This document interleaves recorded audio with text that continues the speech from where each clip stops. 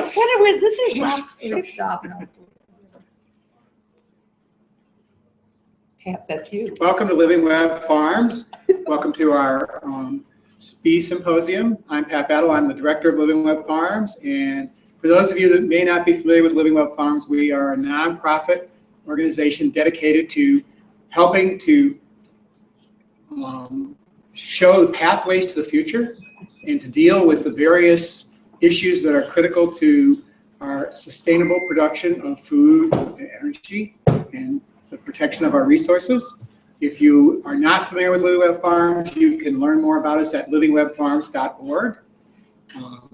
We have literally hundreds of hours of instructional videos from a huge array of wonderful presenters. I want to, at this moment, thank our sponsor, French Broad Food Co-op. They give us wonderful ingredients and lots of promotional support, and they share our mission of education for the sake of education. And I also want to thank the Organic Grower School. They also help to get the word out about us. And I want to invite Michelle to describe what we're going to be doing today. And I'm going to step back. Hi, I'm Michelle with Living Web Farms, and today pollinator enthusiasts and beekeepers alike have gathered here to talk about what we can do to save our pollinators and continue to see them thrive in the world. And as we all know that pollinators are nourished by the sweetness, and as we go out in the world and do our work, and this is an important process that we all do it with sweetness as well. Thank you.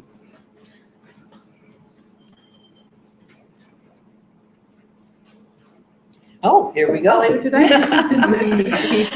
Diane, Almond, and when the folks at Living Web reached out to me and asked would I like to come and teach advanced beekeeping. I'm a master beekeeper. I guess that qualifies me to teach advanced beekeeping, but one really never learns all there is to learn about the bees. At any rate, when I was asked to teach an advanced beekeeping, I declined. Partly, I just felt there were enough wonderful classes out there already, and I thought more about it, and then instead of declining, I said, how about instead of a classroom where I'm standing behind a table and students are lined up and you're dispensing information, how about, because Living Web is what it is about really deep, thoughtful education, and looking forward to a healthy planet. Why don't we gather some people, some diverse people, some people that may not keep bees and some people that keep them a little differently than I keep them. Let's gather those people and let's talk. Let's talk seriously. And so that's what we have today. We have what we've been calling the Roundtable. It's had a couple names. It was the Wise Beekeeping, and now it's the Keeping of Our Bees. We just wanted to be sure that people who were coming here this wasn't about how to be a beekeeper, but you might learn something about how to be a beekeeper if you're so inclined. So that's what we have here today. I'd like to just tell you we have a few simple goals and I guess not rules, but a format here. The goal for me is to go deeper into some of the information that's out there. The news has been bringing us a lot of sensationalized, oversimplified, kind of polarizing for and against news. This is not what we're here to do. We're here to be open-minded and to have civil discourse and to just go deep, go broad, go deep. It's not about dispensing information from a teacher point of view or an expert point of view to somebody who needs to consume that information. And the other thing is, it's something that Pat talks about, is apart from being a civil discourse, this is going to be a positive discourse. We'd like, there's a lot of things to be against, but we're going to try to keep it positive, what we stand for, what we envision seeing, keep it positive, and in the end also we'd like to keep it action item. You know, it would be nice for all of us to go home, and I don't mean just all the folks that are watching or here with us today, but the people around the table, for all of us to go home with some marching information, some action items. So that said, we're going to have 3 chunks. We're going to spend some time talking about kind of historical perspective agriculture, how we use our land, sort of how we got here now. Then we're going to talk about natural, quote unquote, natural beekeeping in a not very conducive environment for natural. And then we're going to talk about some things that are going on in this country that are pretty exciting, and hopefully create some things that we can really do and continue to make an important difference. So that said, I'm going to just ask to start over to my right, and I'd love everyone who's been invited to come and has been so sweet to agree to come and share their time, to say just a few words about who they are, and if you're so inclined, to let us know how to reach you. For example, you might want to say beecityusa.org, something like that. Let's start over with Phyllis Stiles. Pat, we can skip you. You've already talked, and we're going to go. Something different to say personal. All right, just try to keep Pat quiet. It's like me. It's going to be. But let's start with over here. We'll go all the way around and introduce yourself. Thanks, Diane. It's nice to be a part of this panel, and I'm excited about the conversation. I'm probably more excited about just listening as much as talking today. I'm Phyllis Stiles, and I'm the director and founder of Bee City USA. We're a young organization, and we're devoted to making the world better for pollinators, making the world safer for pollinators, one city at a time. We started in Asheville, and now we've grown to 9 cities, and that's pretty exciting for us. So I'm happy to be here. I'm also a beekeeper, but just a hobbyist beekeeper. Was that what you wanted me to share? Absolutely, whatever you want to put out there. Okay. Okay. I'm not a beekeeper. I had a couple of moments trying to be a beekeeper and realized it takes more focus than I had. And so I thought it was best for the bees and for my sanity to let others do that. I am definitely a bee watcher and observer, and passionate about making sure that we have tons of plants that are abuzz, and making sure that we have plants that are providing nectar and pollen to the full array of life that uses nectar and pollen from as early in the year until as late in the year as possible. That's probably my greatest expertise at this table. And I'm going to interrupt before you talk, Andrew, because when I moved here 15 years ago and got my first bees, Pat was a beacon and has remained a beacon in the community. A beacon, oh boy, how do you spell that? B-E-E. But he has, and he was one of the first people I met. He helped start the Organic Growers School. I went to one my first year here. He has really led the way and continued to be committed to, to the most important values of a community. My heart goes out to you. Thank you. Thank you. My name is Andrew Goodhart Brown. I've lived in the mountains since the mid-70s. I live in East Asheville, where I've lived for 24 years, and have an urban oasis there. You can reach me at permacultureasheville.com, which is a blog I do probably 10 times a year. I learn to do short paragraphs and great pictures, whatever's going on in our urban oasis. What else should I say? You're a beekeeper. Oh, I'm definitely a beekeeper. I kept my first bees for a couple of years in the early 80s when beekeeping was a piece of cake. And then when I picked up the skill again in the, like 2005 or 6 or 7, it was a completely different landscape. So I call myself an ongoing beginner. I'm just learning after years and years what questions to ask. So that's wonderful, because we're people who've had bees before the mites of the late 80s are few and far between. They're kind of dying off. Glad you're still with us, Andrew. So it's a wonderful perspective to bring to the table. So my name is Sarah Eschen, and I am I'm a single mom raising my 2 kids on my own, and I work for Wild Mountain Bee Supply. I work for Echo View Farms. I've beginning to work for Bee Charmer now too, and have lots of other private clients as well as raise bees on my own. I'm currently, I guess, I'm responsible for about maybe 70 hives, and I have a variety of things that I guess I bring to the table to the bee community, because at the store I'm on the pulse of sort of what all the beekeepers around are doing and are able to like sort of help guide new beekeepers as well as older, more seasoned beekeepers, and sort of help problem solve things and sort of, hear what's really happening out there. And then also, spend obviously a lot of time in bees, actually actively, seeing what's going on and helping actually going out into people's hives to almost a bit like the bee inspector does. I do a little bit of everything. So I get to problem solve people's, problems in their hives, as well as just encourage them and tell them you're doing great and that kind of thing. So I think that sort of sums up. I'm a storyteller as well. And you can reach me for the best email for bee questions is probably whisperingtobees2 spelled out @gmail.com. Okay, well, I'm Nancy Adamson, and I work with the Xerces Society for Invertebrate Conservation.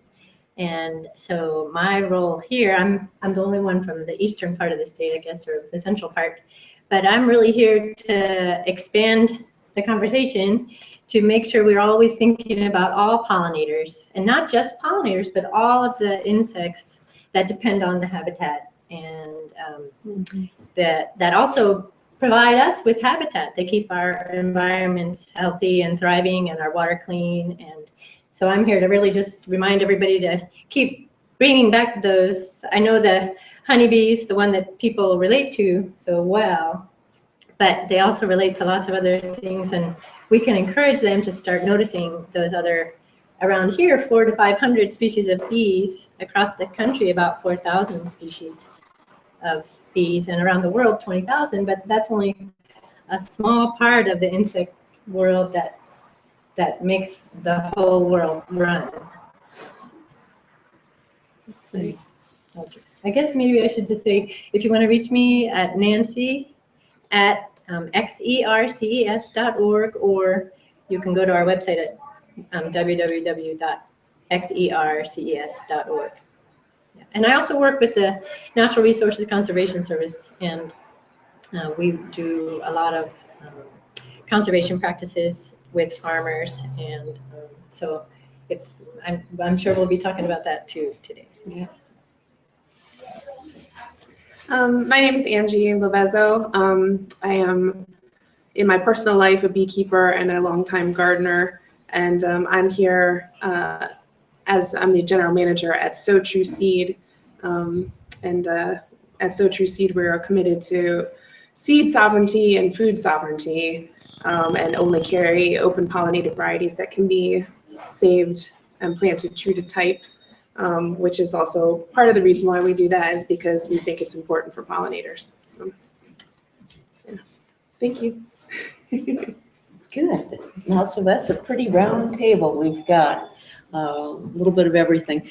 I'd like to just tell, I guess it's a little bit, I don't know how you take 140 million years and wrap it into, what do we have? Oh, about 5 minutes, but we're going to try to do that, because not knowing who's watching and who's here and what you want to know and what you already know and stuff like that, not knowing that, let's at least try to find some ground we can stand on, that we sort of share an understanding.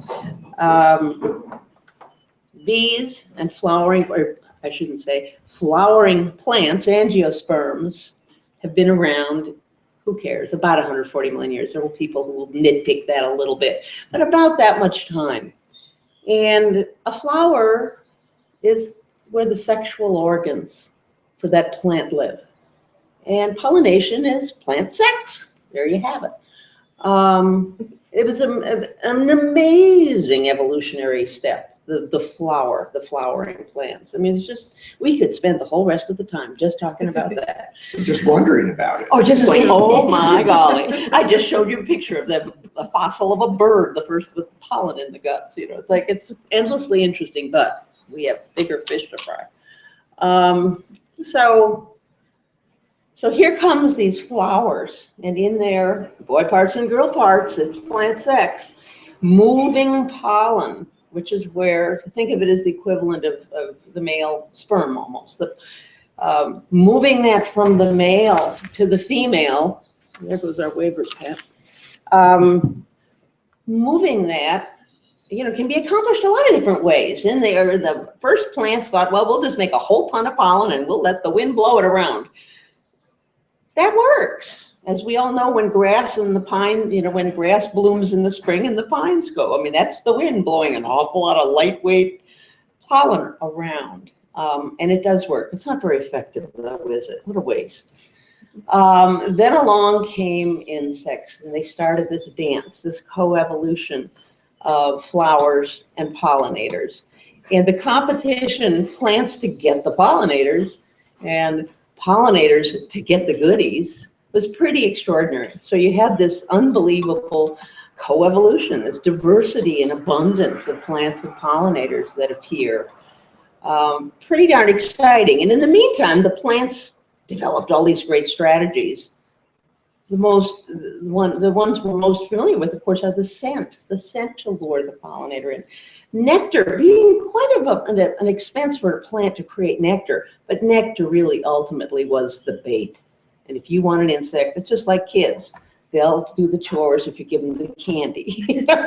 So we put out the nectar so the pollinators will do the chores, which is pollinating. So you've got this great, again, different shapes of plants that bloom at different times, different colors, all competing for these pollinators. And then the big giant leap forward, the bees. The bees, unlike the beetles and some of the other insects, are new to the scene. They're the most refined pollinators. What makes them extraordinary, which is why we're talking keeping the bees. And I don't mean to cut out any other pollinators, and they're super valuable. I didn't mean to. I know. This is called keeping the bees, not keeping the honeybees. But the reason, in case some of you don't know, the reason the bees are so terrific at this pollination thing, number one, they provision a nest. They feed their babies. The beetles don't do that. The butterflies don't do that. They lay their eggs and scoot. They lay their eggs in a good place where there's lots of good stuff to eat. But they don't collect food, provision a nest, feed their babies. The other thing that the bees have going that really is, this is the ticket. They're vegetarians. They're vegetarians. Their only source of protein, is pollen. You can't raise babies without protein. We all know that. And so no pollen, no bees. It's as simple as that. So they get pretty darn good at pollinating. They don't just bump into it as they're bumbling around doing nectar and sipping from the nectar fountain.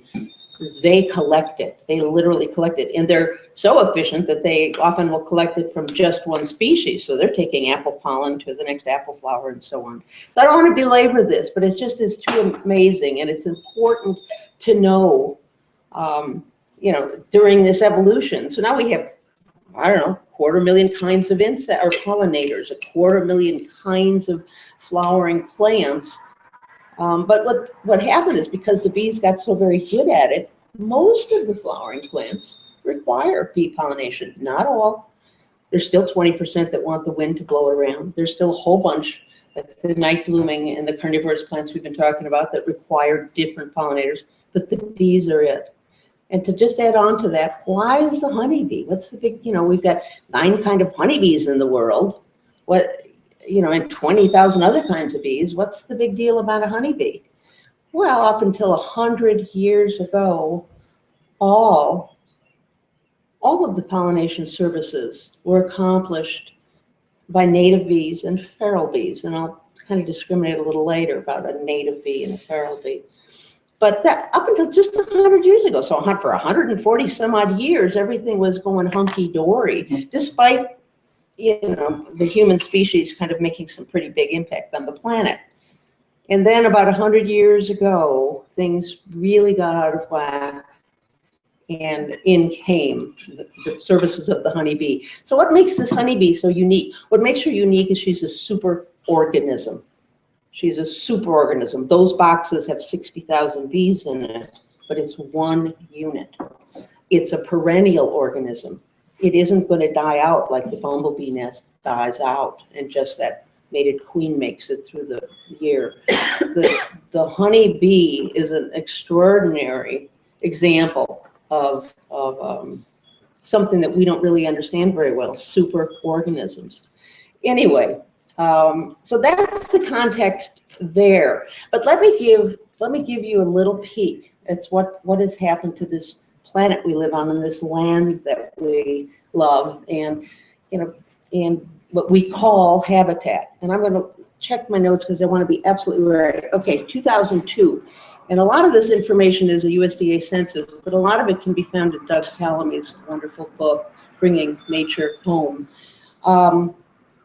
According to the USDA consensus, or census that was taken, 44% of our country here in the US is agriculture. 44%, that means we're making food for us. About 50% is developed in such a way that it's supporting human life. So it's cities and towns and businesses and roads and all the things that one would do. And then ultimately I've got a number of facts you can read. National Geographic says one thing, and a number of people have counted and tallied it up worldwide and here. But the bottom line is most scientists agree there's only about 5% of the land here since 1491 that is anywhere near the same that it was. So we've totally changed the habitat. Worldwide, there was a great series in National Geographic, 8 months worth of talking about food and agriculture in the world. According to National Geographic, 46% of our whole world is undeveloped, but most of it's because it's mountain. And I'm talking about the terrestrial world. We're not counting the oceans now. 46% of terrestrial non-icy land is undeveloped, but it's mostly desert, with more desert coming every year.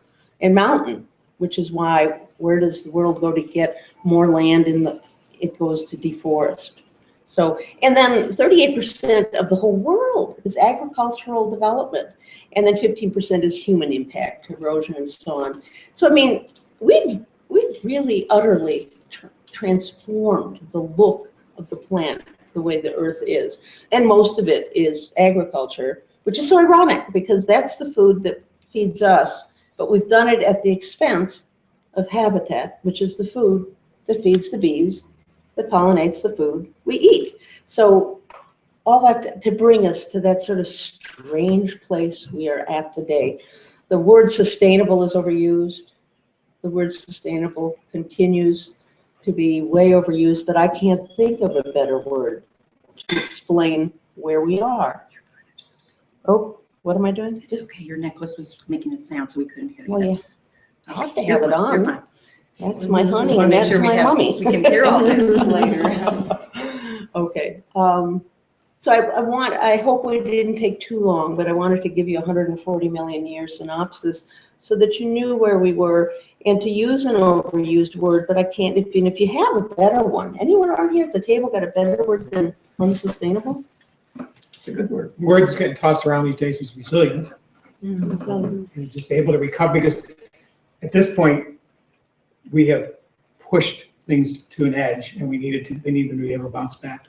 So resilience is another word that is getting popular. And a word that I keep hearing is food security, and it to me has that's a kind of a loaded term. I much prefer resilience. In fact, I have to share this just because I have the mic. This National Geographic series that I think was very useful on one level. They always have a banner, a big headline, and then the little subtitle, like all the books do. Oh, I hope I wrote it down.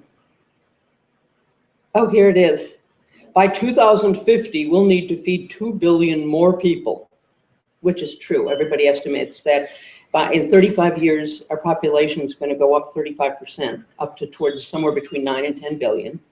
So by 2050, we'll need to feed 2 billion more people. This special 8-month series explores how we can do that without overwhelming the planet. That's bold.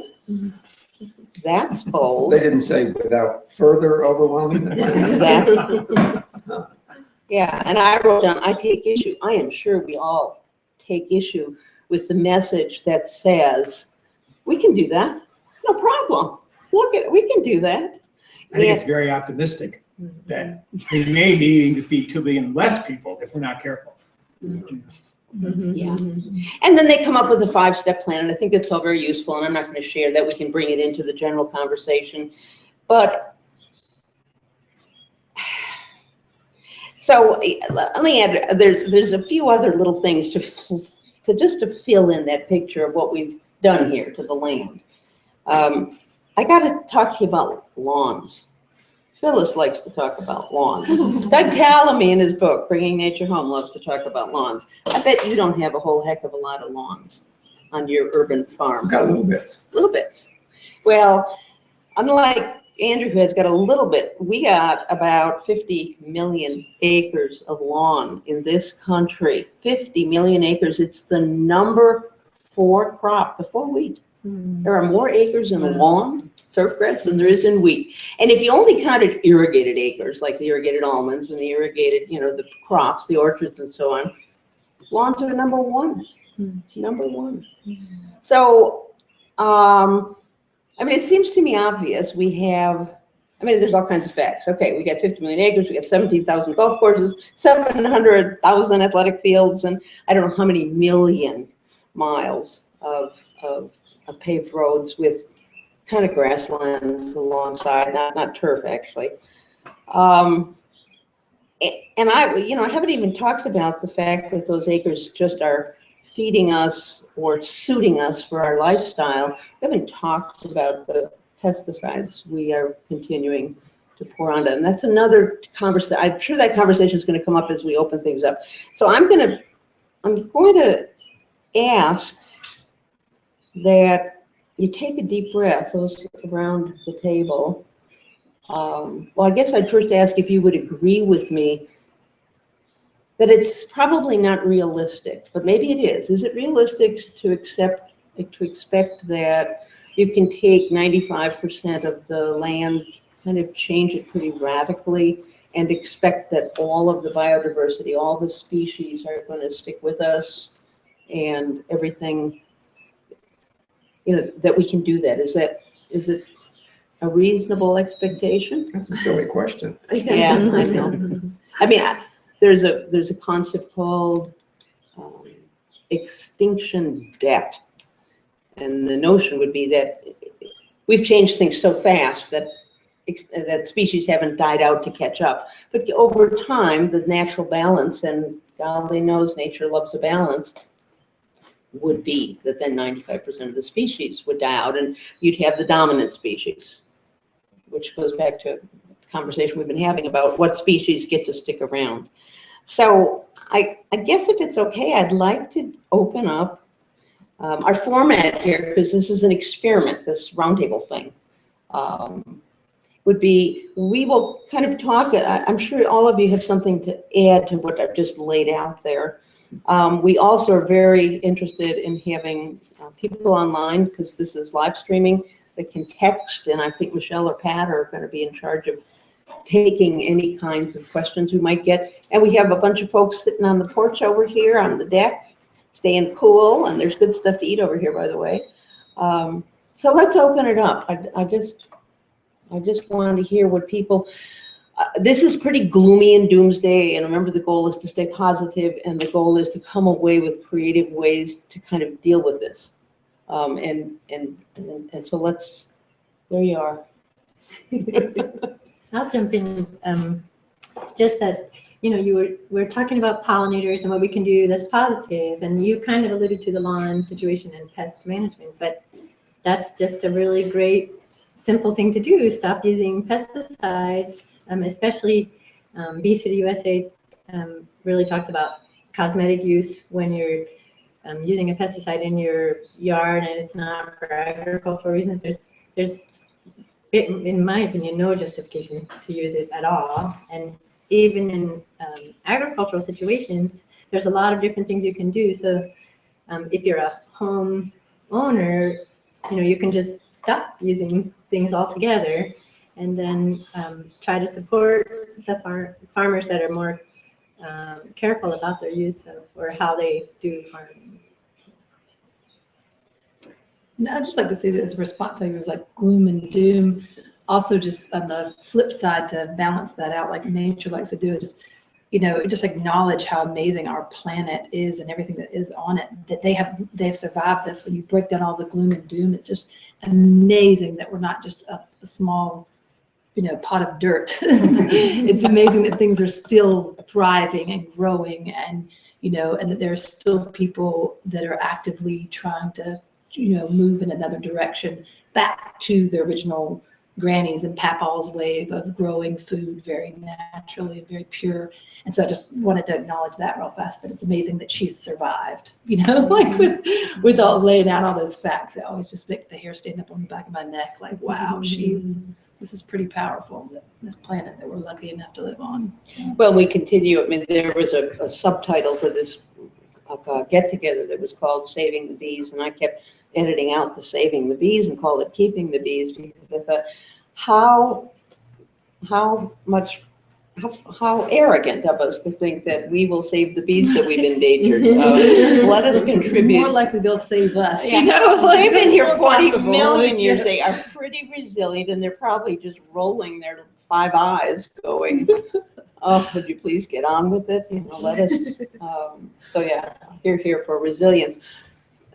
But I don't, you know, that's true. And we can all contribute to enlarging that.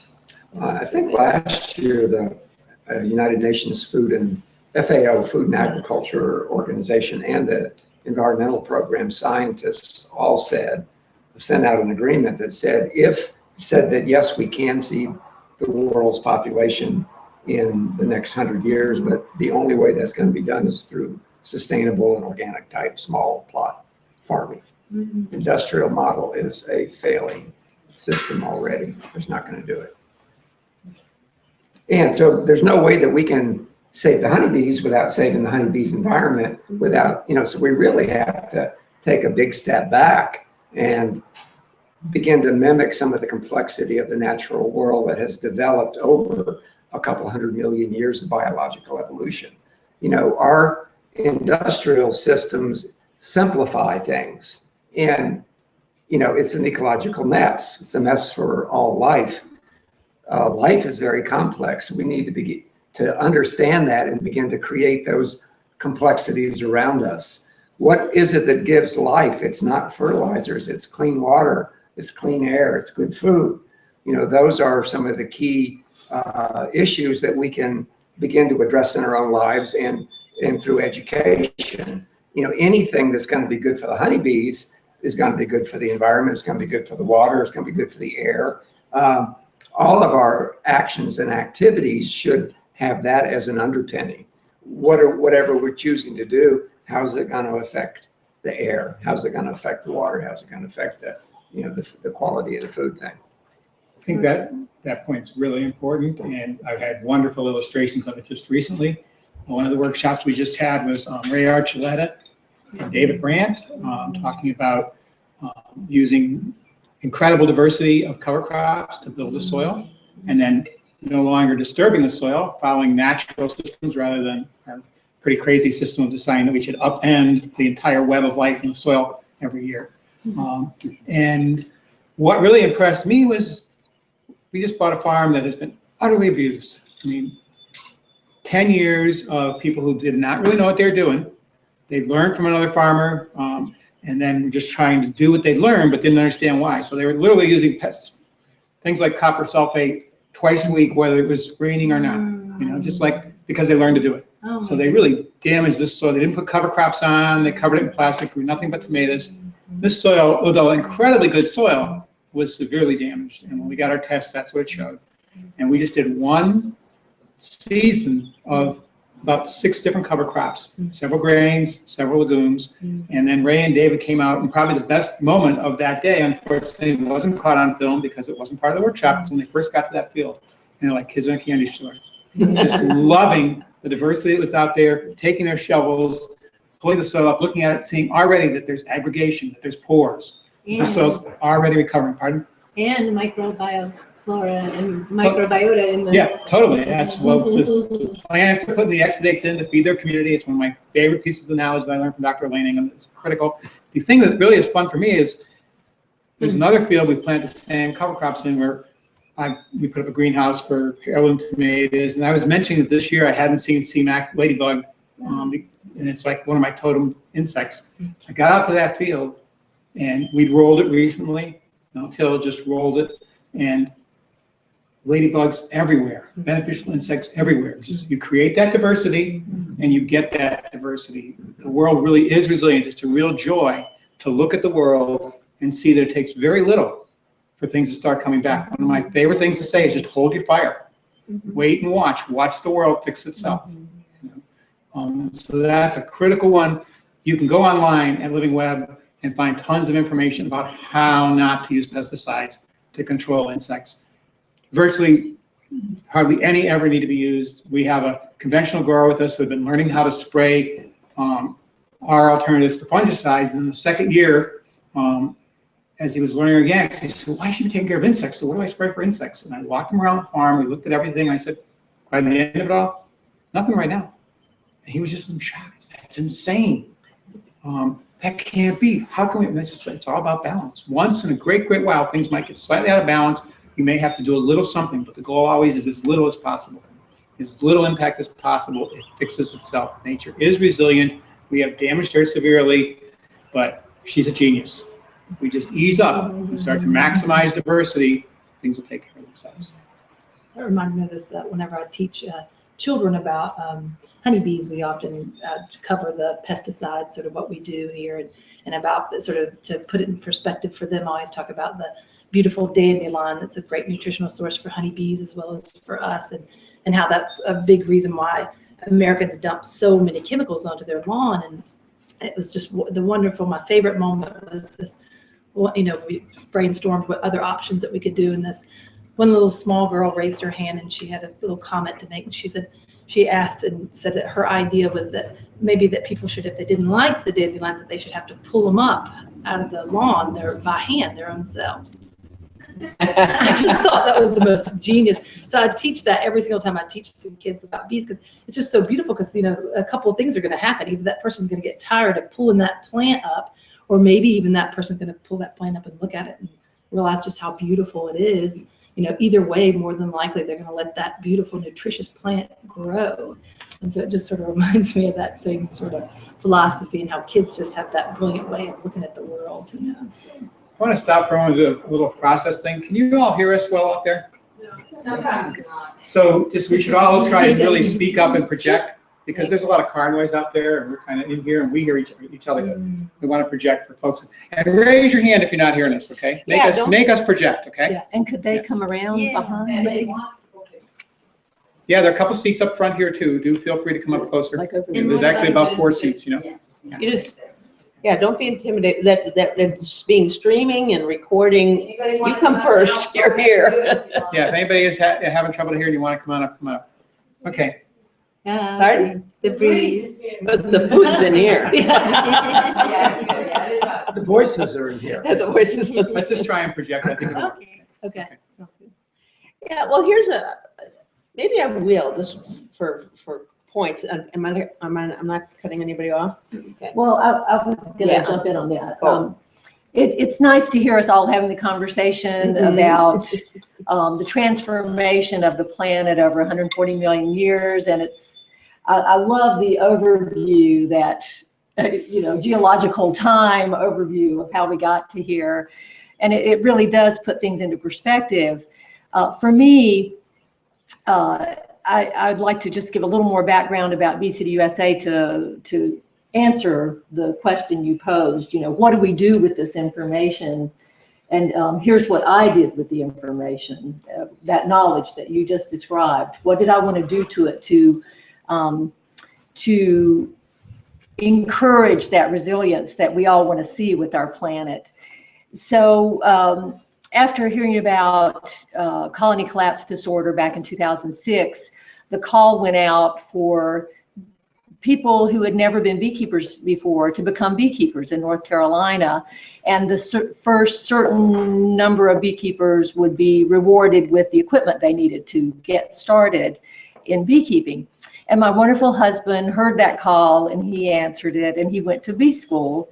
And for a couple of years he kept bees. And one day he came to me and he said, Phil, I would really love it if we could do this as a couple. I would love to keep bees with you. And I said, but they sting. And he said, yeah, but it would be so great if we would do this together. And so I said, okay, I'll go to bee school and I'll try to make this a couple thing. And so I went to bee school, and I tell you, those girls, they had me at buzz. They're absolutely fascinating. The complexity of the society is fascinating. Their resilience is fascinating. It's very uplifting. But then what started to happen was, as I became more educated and recognized just how in trouble the bees were, and you know, just getting educated, because I was very ignorant. I was extremely ignorant, like most of us are. We know so little about the bees and other pollinators. And so I began to read the books, see the movies, go to the presentations by the scientists, and I was lucky to have good mentors in Diane and in Nancy, and went to the Xerces short course, went to the International Pollinator Conference at Penn State University and sat through 50 scientific presentations. So I've learned a lot, and the more I learn, the more I know I don't know. I know very little. And as you read the scientific papers and you read what you see in the headlines, you realize that there's an awful lot we don't know, and it can create inaction. When you feel like you need to know more, you feel powerless and you feel like you're going to do the wrong thing, and that you really can't make a difference, that it's just too overwhelming, and what can one person do? So that's why a group of us started Bee City USA, was to answer that question, because there's a lot that one person can do. And so we've talked about lawns, we've talked about pesticides, we've talked about just awareness of the importance of the pollinators to our planet's ability to reproduce and fruit, to feed our growing population. So what we do is we try to encourage each person to do what they can. And the way we do that is we invite cities to become certified as Bee City USAs. And there's a few things you have to do to get certified. But the secret is, the little secret is, all we're doing is giving some champion in that city a platform to stand up and say, the pollinators are important. Hello, can anybody help me with the pollinators? And once that happens, the movement starts. And so now we have 9 cities, and it's just incredibly uplifting to see what people can do once they get that platform. And they're endorsed by their city leaders, and they're given the right to say that it's time that we do something. So for example, we're in Asheville here, but our neighboring community is Hendersonville, North Carolina, and they recently became certified as a Bee City USA. They're planting native trees, they're planting all sorts of native plants, they're planting pollinator meadows. And the most exciting thing, if that's not exciting enough, is that they are coming together as different organizations, different committees, all walks of life, and they're putting together a strategic plan for what they want to do in Hendersonville to help the pollinators.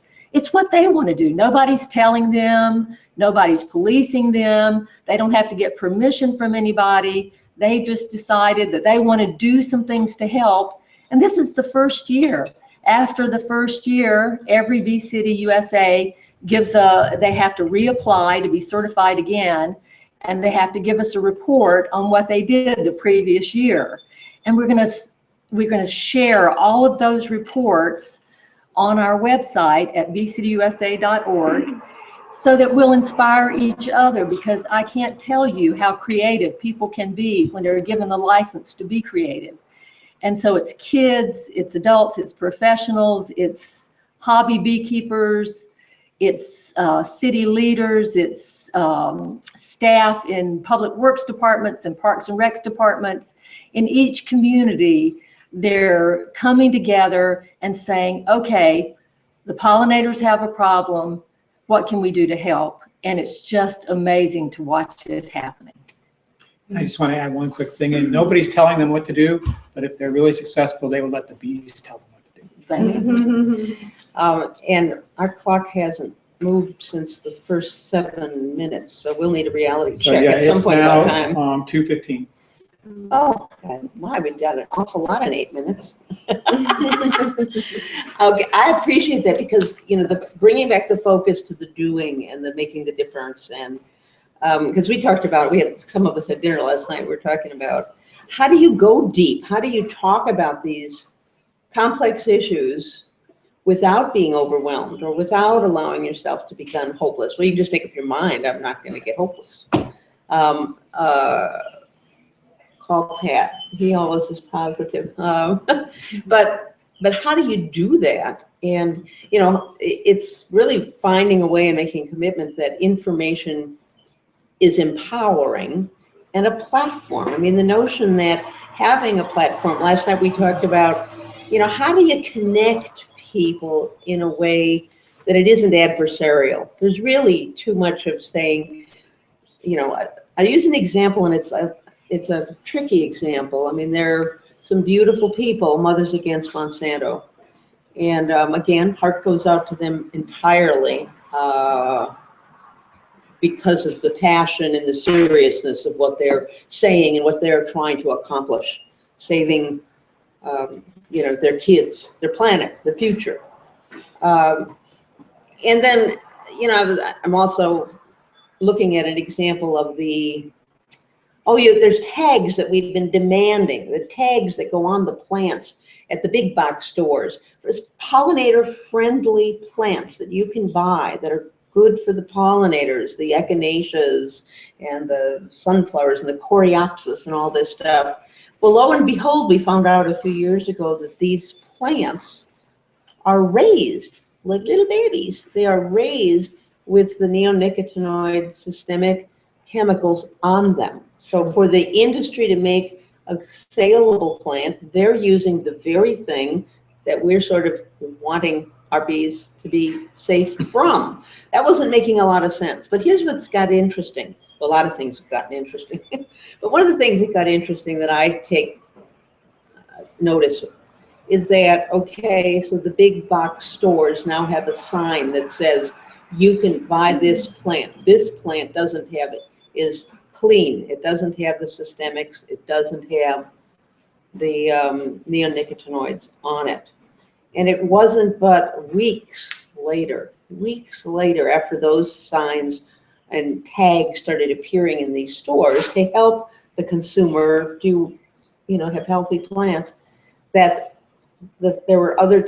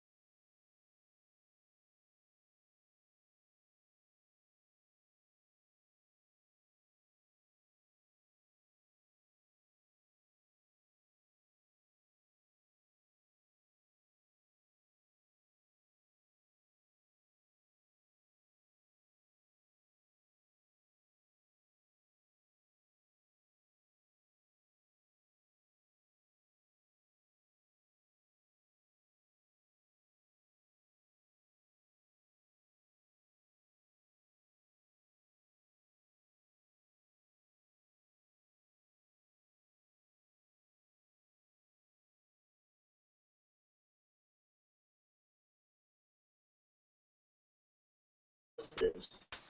You know, on the one hand, we want to ban something, and on the other hand, I don't want to rely on the fact that the EPA has told me that these fungicides are fine. They're just going to kill fungus. No, they're killing all the beautiful microbial life in the bees' bellies. Duh. Just like it does ours, you know. So we have this mixed relationship with doing battle and also with the notion of regulation.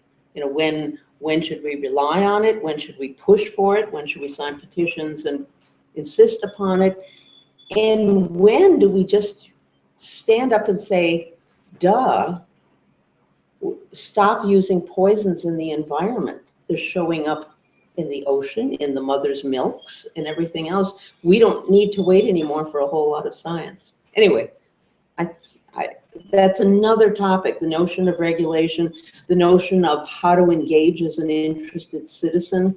That's important. Yeah. Because I think, you know, in beekeeping, because that's sort of my area, what I live and do, I try to be, like I noticed when I first became a beekeeper, there definitely, like there is in all walks of life, there are people that, you know, are natural beekeepers, and there are people that are sort of middle of the road trying to figure things out. And there are other people that, some people like to label the chemical beekeepers or commercial beekeepers or whatever label that you sort of, and I, as most people have heard me speak, I learned really quickly when I watched and observed these almost like intense forums sometimes happening in our bee meetings of this side against that side. And it just seemed really intense and uncomfortable. And so I learned really quickly to correctly pronounce all the chemicals that maybe I wasn't using in my bees so that I could have a conversation, a respectful conversation, and be, you know, not labeled as one thing or the other, so that I could talk to all beekeepers and that I could learn from all walks of life,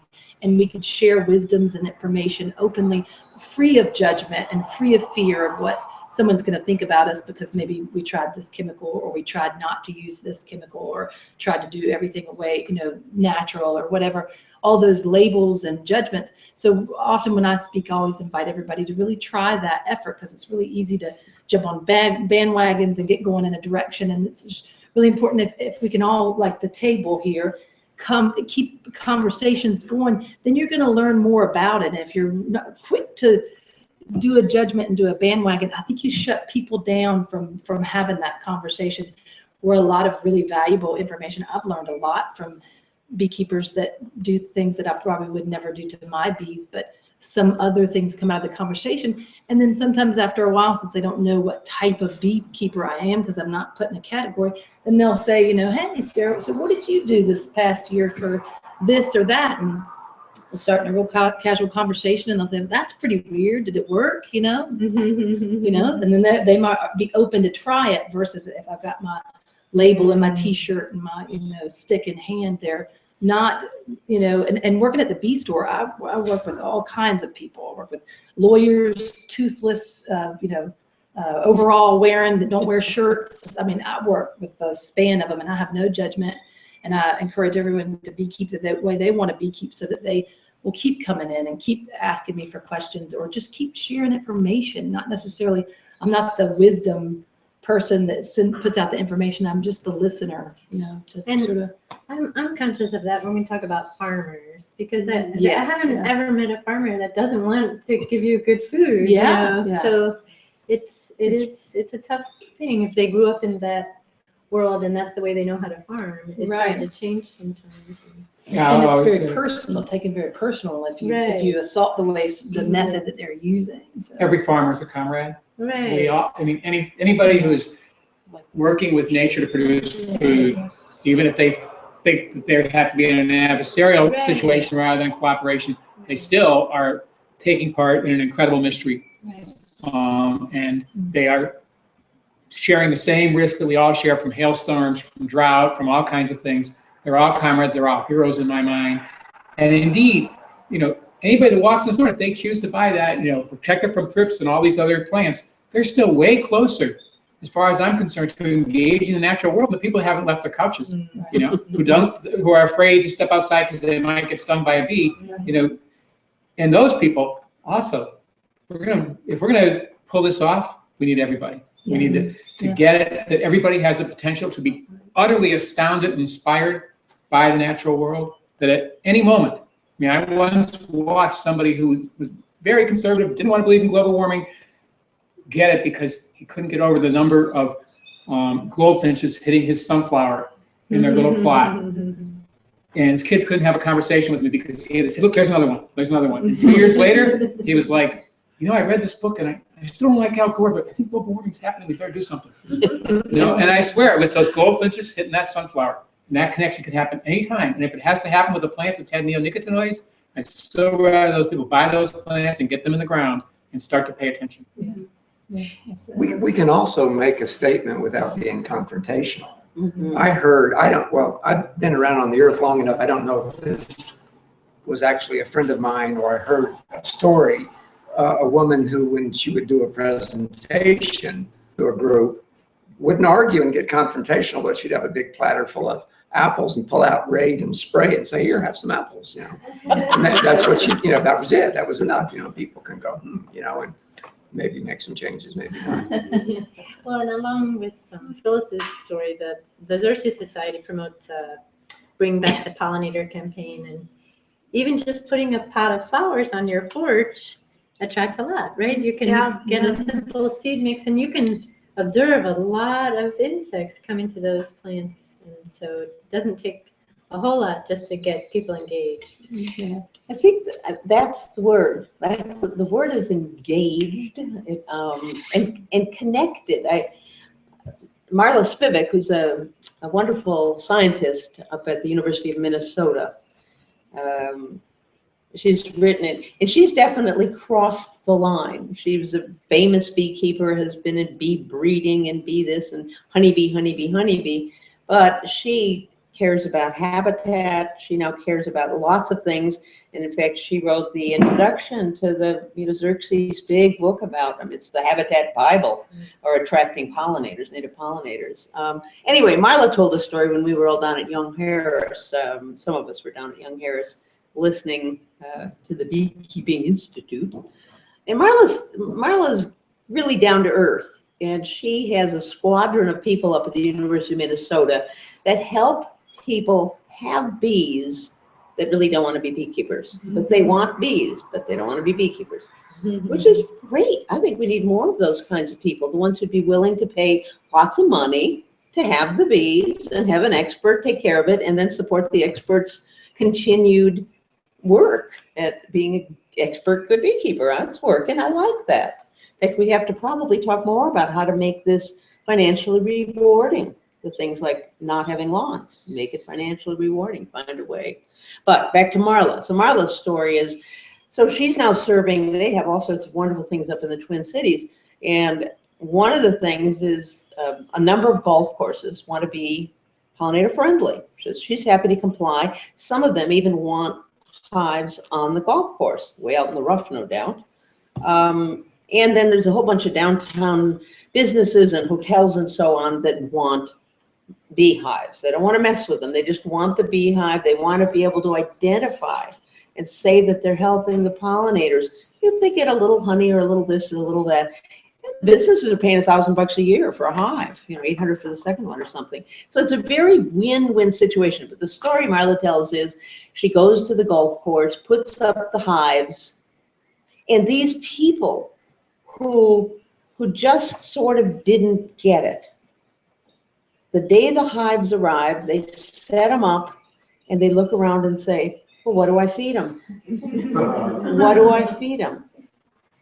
Duh, hello, welcome to the, it's like they walk through the door.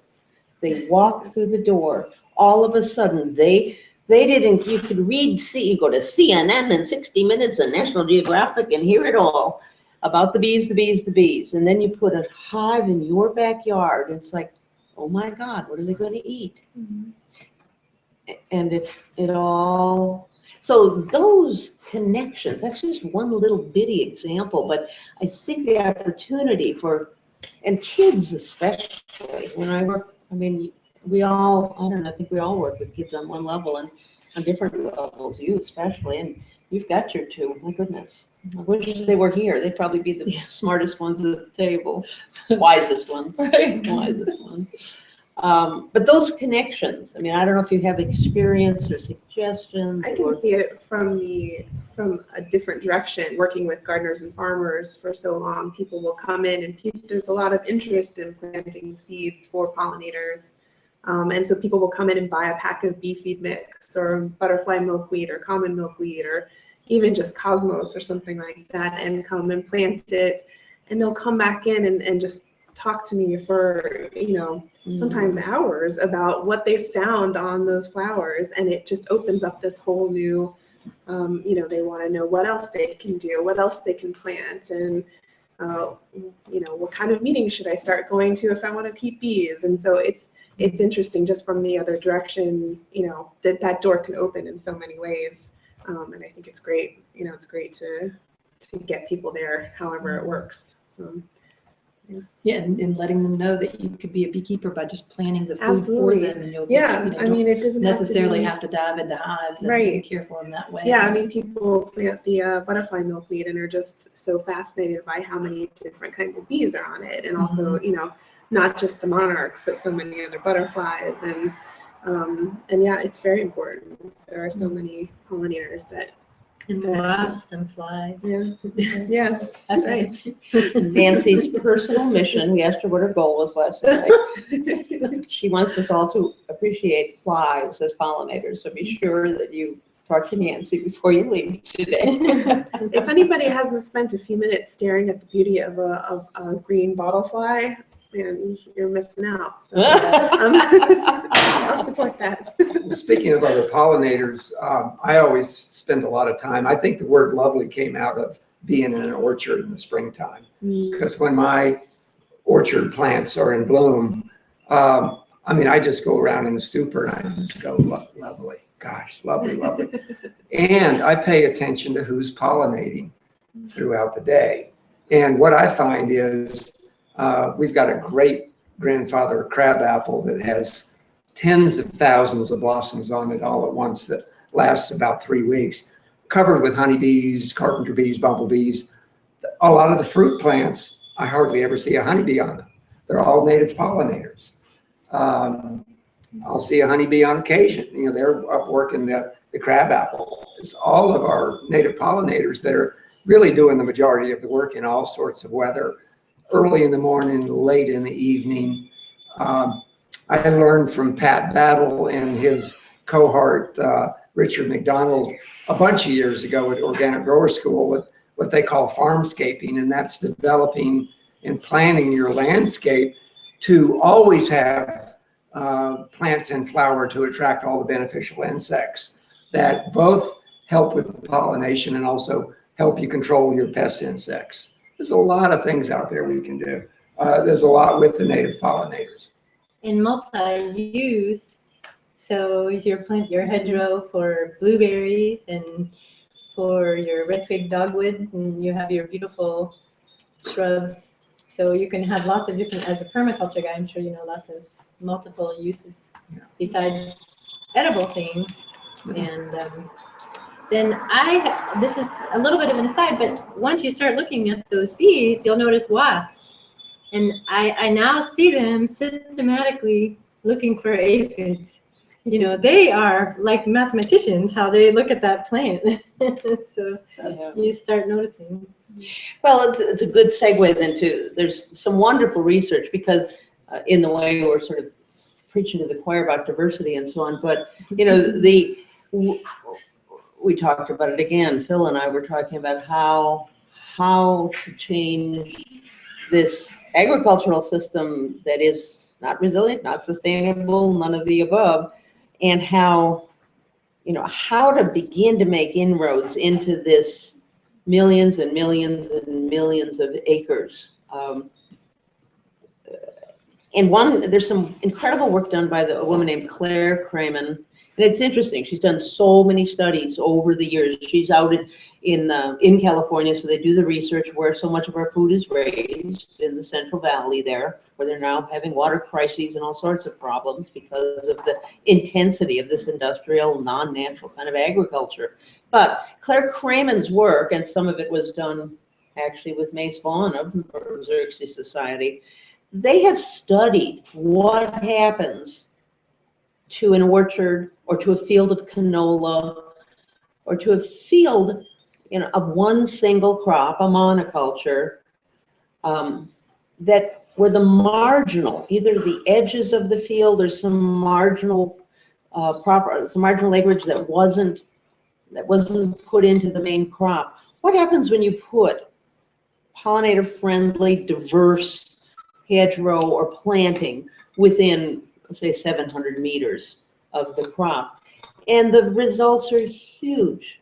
The yield goes up.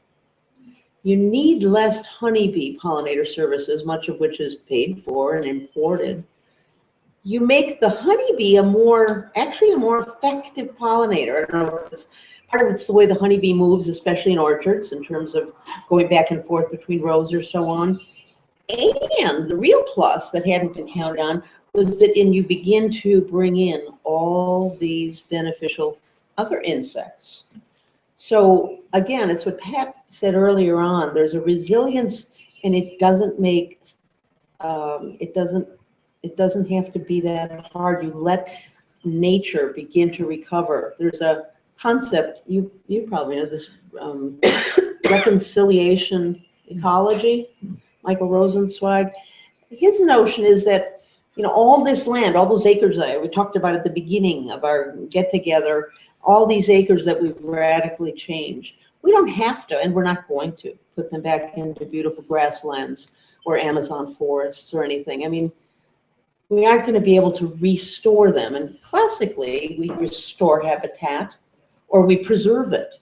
But the notion of reconciliation ecology is that we take all this land that we humans have appropriated for our purpose, to feed us and to support us into the style that we keep being accustomed. We take that land and we just explore and max out the ways that we can have our cake and eat it too, sort of, where we can have smaller lawns, but still lawns, or flower pots, urban gardens, urban orchards, and so on. It can be done. And the research that this Claire Craman is doing on how little it takes to take these giant fields and turn them into a much more positive picture is pretty remarkable. I've been preparing for a kind of urban wildlife program, and so I've been thinking a lot about this marginal habitat. And in urban areas, a lot of times we have our river corridors are the first ones that get turned into viaducts or something, and those are actually the richest opportunity for us as our populations are growing. If we can protect those water corridors, those can be great habitat. They can also help keep our water clean, and then we have the source of beauty as well. So it's a place where people can go, and when they're frustrated with all the traffic, they have some beautiful, peaceful place to go. So they have a lot. So that's one area of kind of what we sometimes think of as marginal is really a haven. And then I've also been thinking, I've looked into this urban areas where we have the rust belts. Mm-hmm. And so we're having whole urban areas that where the population has left because there's no jobs, and so neighborhoods are reusing. The houses are coming down because they're abandoned, and so they're being reused for farming. But oftentimes they are close to rivers, and so you'll see the river and then a beautiful forest along the river, leaving that forest edge, and then the farms on the next layer. And people are getting job opportunities. A lot of international folks are involved in these gardens. And there was one other layer that I wanted to bring in. Maybe I'll think about it later. But so yeah, Is the primary use of this reacquisition for food production? Is that- yeah. So yeah. Yeah. And the NRCS is actually supporting some of that work with what they call high tunnel production. So they use it's a temporary greenhouse so people can raise food through maybe more than 3/4 of the year, sometimes all year round in those areas. But it's all small scale. What was it, Pat, who was talking about going back to smaller scale and people connecting in a community level? So I'm going to have a little reality check here. We're going to get to very shortly where we're going to have a break for the folks that are here because we're going to have a little snack, a little break. I'd like to do two things before that. Briefly, I'd like to see if the folks that are here might have a question that they think is appropriate to what we've been covering in the broader group. Certainly during the break, we can chat one-on-one if it's something of that kind of interest. But if someone would like to pose a question or a comment that feels like it fits to what's been going on right here, that would be great to have now. After which I'm just going to introduce the second section, which will be about natural beekeeping, and then we'll have our break. But so first, I have a question. My question really is tagging on to what you were talking about with Bee City USA. There's usually two ways to attack a problem, top down or bottom up, and this seems very obvious in this roundtable that kind of a bottom up groundswell. If you think about ground is swell, groundswell, what is the network? Certainly living web farms, but what is the network for people to tap into a groundswell so that we don't have to become confrontational? We just one person at a time, one flower pot at a time. What is the network? Is there a network? Well, you're looking at a lot of it. I mean, when you think about bee clubs across the country, that's certainly one type of network. The Xerces Society and NRCS, the National Natural Resource Conservation Service, offers a whole other network. Master naturalist type programs are really wonderful. There is here in Buncombe County, there's the Fruit and Nut Club, and then the effort that Ramin is doing. Is that separate from the Fruit and Nut Club? No, that's Fruit and Nut. Yeah, okay. Yeah.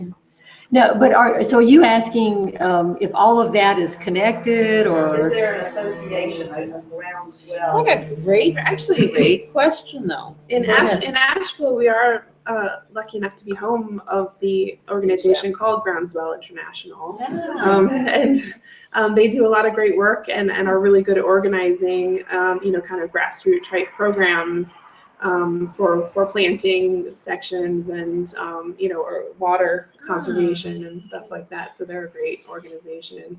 But I think as far as on a personal level for people, just starting somewhere is the best way to go. Whether it's a bee club, even if you don't keep bees, it's a wealth of information. A bee club, a gardening club, just something that will kind of get you out there, talking with people, and ideas just happen, and then I'll just have to kind of make them happen. And Michelle Obama just announced the $1 million garden campaign. Oh, yeah. So you can get mapped and connect with all the other people across the country planting. Well, yeah, just in preparing for this talk today, Diane really gave me a challenge to talk about what was happening, from top to bottom, from the federal level, state level, city level, neighborhood level. And I gave some thought to that. And, it's astounding when you think about what Diane posed at the very beginning about 140 million years of history. And you look at what's happened just since 2006. eyelash. Right, not even an eyelash. Since 2006, if you start looking around with that groundswell of activity to sustain pollinators, which, by the way, is a way of sustaining the planet. If we do what's right for the pollinators, guess what? It's symbiotic, baby. It's symbiotic, baby. So, you know, it's so exciting. We'll probably get into this a little bit later. The Presidential Task Force is just a wonderful example of the leadership that happens at the top. And so I think we are going to talk about that later, so I won't go into that now. But what you can see happening across the country is city after city taking a stand for the pollinator. And I'm not talking about just Bee City USA communities. I'm talking about cities that are concerned about the impact of the neonicotinoid pesticides, for example, and so they banned it on city properties in certain instances. The cosmetic pesticide issue that Nancy mentioned before, Tacoma Park, Maryland was the first city in the United States in 2013, the first city to do a cosmetic pesticide ban, and they were taking their lessons from about 6 provinces, province-wide in Canada, that had done the same thing. And the interesting thing about that movement is that a lot of the initiative was coming from the health community, who was concerned about the impact of pesticides on people, especially kids. And so the pollinators were a part of that discussion, but it was being driven more so by the impact of pesticides on health. And so numerous provinces in Canada came up with very, very, very thoughtful policies that had teeth in them, and gave people the tools they needed to implement those policies. And so Tacoma Park, Maryland was the first in the United States to do something similar.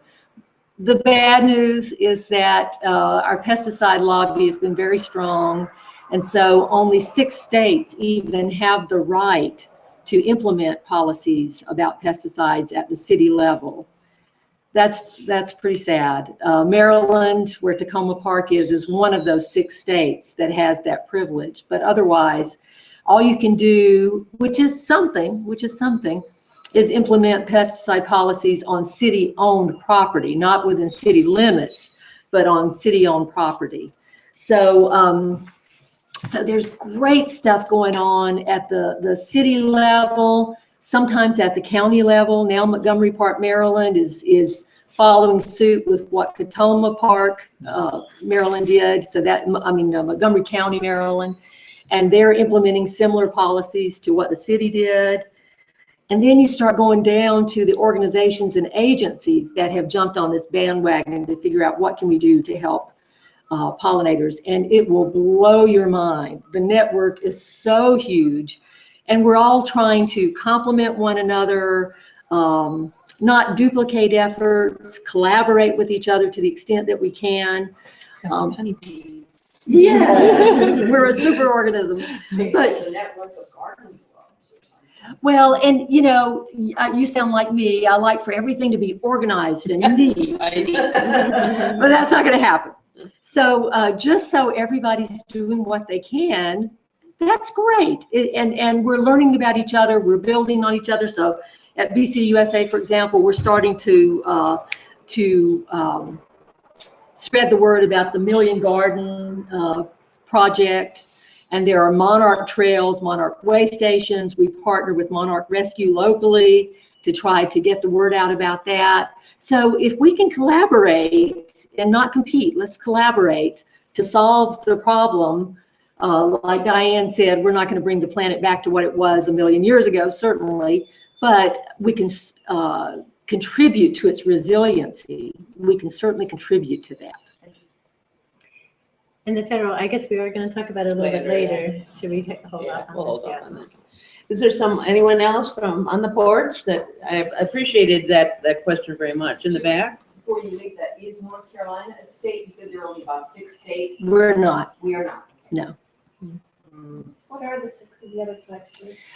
I didn't bring that list with me. I'm so sorry. Can you Is find it that on something Bee we City, could, perhaps? I'll put it on the resource page at Bee City because it's on there already, but it needs to be updated. It's a little out of date. an important thing to consider is that the buzz, getting the word out that our state can't even do that. We can change that. You know, we can get the word, we can make it. It's a question of states' rights. You know, I mean, just get the word out that this is a piece of our democracy that we want back. There's a hand over here.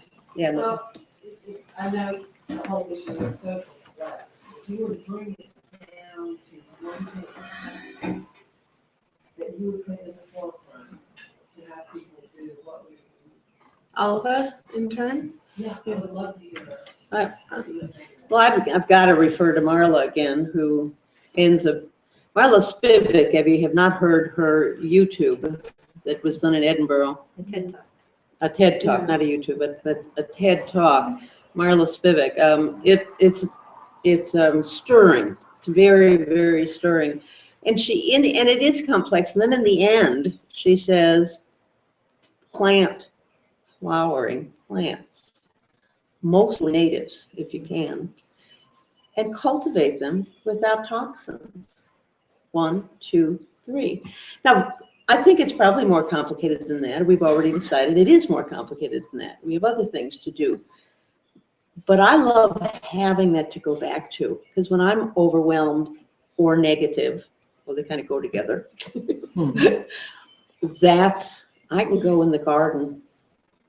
And I don't even have to plant them. I can go enjoy what I have planted. My husband, who mostly sits at the computer or on a motorcycle almost all the time, we were on the deck and there were 12, 15 fritillary, I don't know which kind of fritillary, one of those fritillaries on the butterfly weed. And they were dancing and flying. And I mean, he's never sat that long looking at, he just has never done it. Oh, look at those. Oh, look at those. Oh, look at those. So I don't even know, I've planted so many. I can just, so that's one really great thing to do. When in doubt, when overwhelmed, when feeling hopeless, plant a flowering plant, a native. Which might be a tree. Yeah, that's right. Trees are good, shrubs are good. I'd like to Edibles just are good. jump on that. Hopelessness is in the brain. As soon as you put your body in motion, involving yourself in your landscape, there's no hopelessness. You know, building soil, planting plants. You don't feel hopeless when you're doing that. That's a mind game. And I'd say probably the one most important thing is to get people to get that the plan is out there. That all they have to do is look to nature. If they look to nature, they will have the answers, they will be inspired, they will know what to do. Yes, leave more areas natural if you can. Just let places be natural if you can. Yeah. And I think just that, everybody's sort of saying the same thing, just that connection, find whatever your connection is into it, whether it's to plant a plant, watch a butterfly, watch a bee, try to become a beekeeper, get into beekeeping, whatever. There's an entryway that happens when you make that connection, when you find whatever that connection is for you that speaks to you, whether it's watching a butterfly or planting that plant or taking a bee class or watching the bee. They're going to teach you all the rest. You just that's the connection, and you're going to listen, and they're going to show you the rest of their bees are going to turn you into a botanist and teach you all kinds of things. The plant's going to do the same thing. It's going to teach you all about pollinators. It's whatever way you want to come in. It's going to get you to all of the things and open you to all of it.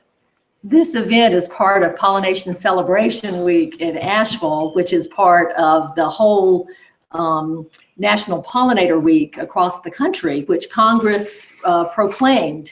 The 9th annual. The 9th annual.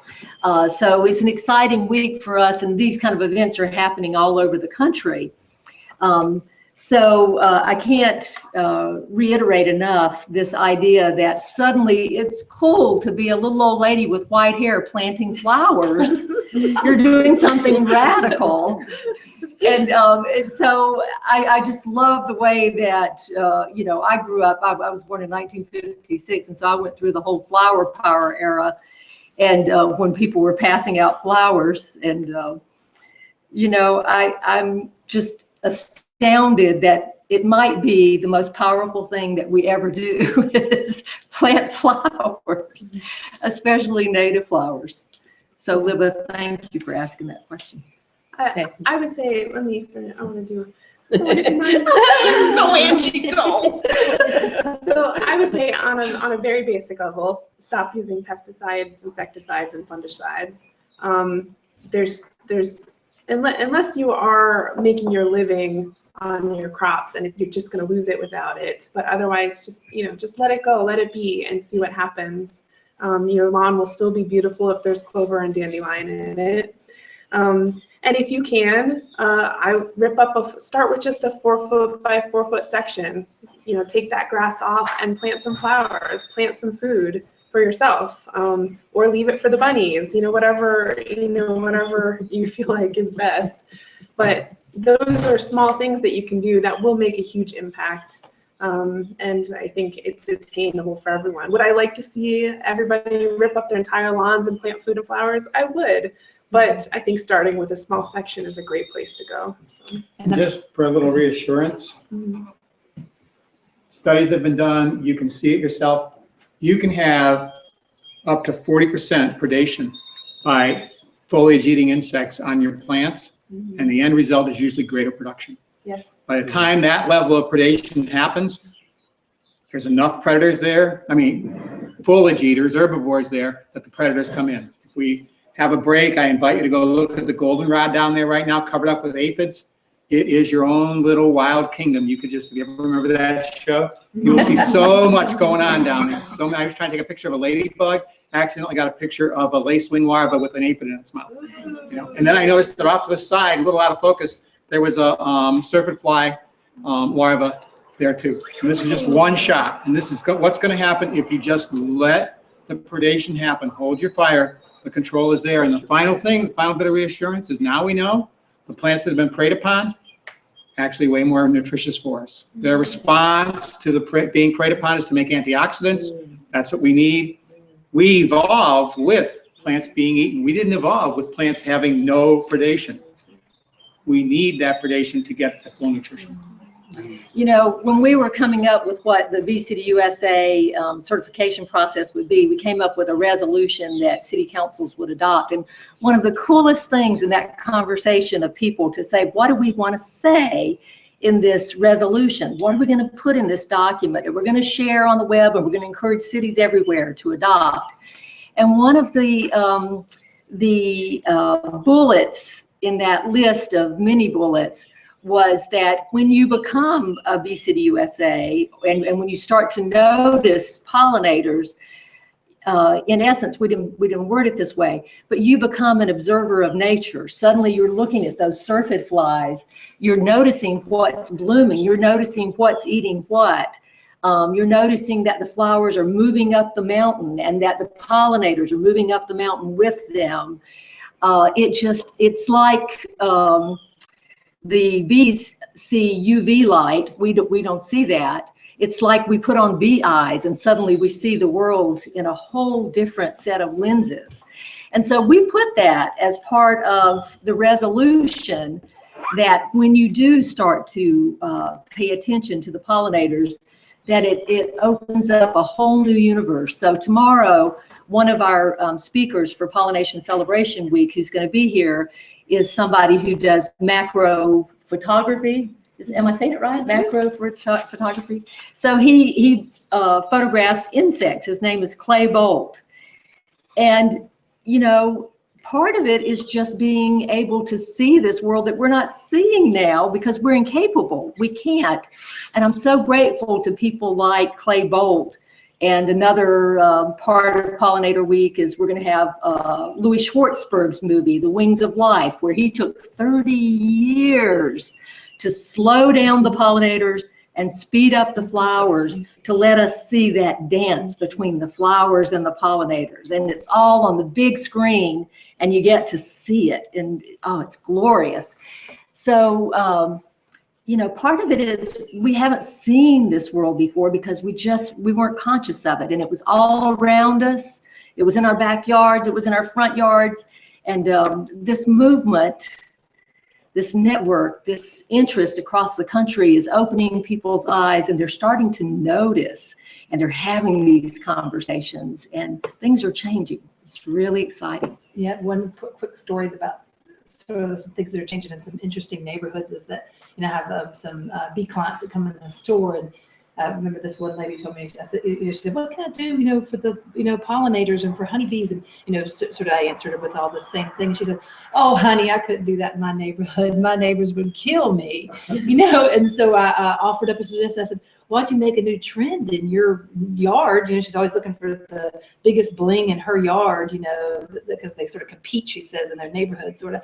I said, why don't you just take a nice little path and put a cute little fence around it, put a little bee sign in front of it and say, I'm leaving it for the bees. And sure enough, she did. And all her neighbors got jealous and started doing the same thing. And she came back and told me it was the greatest thing. She's got a little bee patch that just goes wild around her perfectly mowed lawn. So there's hope. It's changing, little patch by little patch, So. Where all the action is in the yard. Yeah. Okay, we are going to take. There was one Oh, more I'm question. sorry. Did I? Yeah. Another good networks that are already available in the Asheville area is Mountain True and Riverlink, and that's a lot of good. I have dug up a lot of invasive and planted flowering trees by rivers, and they focus on cleaning up the rivers, but everything goes together, and there's just a lot of. Yeah. They're always looking for volunteers. It's always good people like us doing it, and it's already there to plug into. Mountain True and Riverlink. And also I did that as well at my neighborhood. I moved into an old neighborhood of old men who mow their lawn 4 times a week. And I got my Xerces pollinator habitat sign and dug up my front lawn and have just Queen Anne's lace and sunflowers and everything going crazy there, and every type of pollinator. And I have my little Asian neighbors on this side have let their lot grow, and my old sort of redneck neighbors over here tell me they've seen bees on the clover. They're not mowing their lawn, and I live on a circle, and I have honeybees as well. I keep bees, and I have people come from the circle like, we saw your bees on our flowers, and we're planting flowers. So it really works. I mean, just when life is happy in an environment, it just attracts people you'd never think would be talking to this big old hippie or like, what should I plant for your honeybees? And so then I give out little samples of honey to everyone. I'm like, like, if you plant flowers, I'll give you honey. So Sweet. yeah, it's fun. It's contagious. It's contagious. That's so good. Yeah. Research showing that if people know that something's intentional, and so a fence or a sign are two of the ways, and the benefit of a sign in addition to a fence or a clear mowed edge is another sign. But the nice thing about a sign is that it's a easier way to start a conversation. So Yeah, that's great. That's great. All right, we're going to break for conversation right now. We're going to come back and talk about trying to be natural beekeepers in a not so natural world. There's a lot to be said, and we have, I think, 5 beekeepers here that are going to share what they do and what they've learned over the years. So with that, let's talk and eat and move around a little bit. And we'll be back in, about 20 minutes or so? A long 20 minutes. I just 25 want to tell minutes. everyone that there are snacks over here. I think Pat baked some bread, so we have 2 different kinds of pesto, and radish pesto, and a basil and Xerces pesto. There is bee candy here with propolis in it. If you're allergic to honeybees, you might not want to eat that. Zucchini bread that was baked with honey and zucchinis. All of this is from the farm. This is a fermented honey tea with green tea and lemon balm. And the middle loaf of bread is nut free, just to let you know. And I wanted to say that I brought some native bee displays, and I hope you'll come take a look. And I brought a bunch of Xerces materials. You're welcome to help yourself. And if you want to sign up for our newsletter, I have a sign up sheet. That's what I was going to Lovely. Oh, lovely. Here's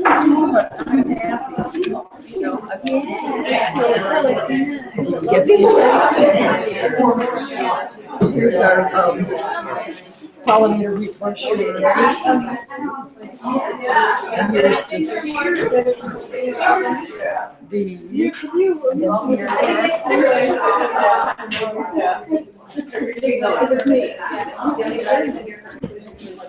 Hey. That was a guess. Really?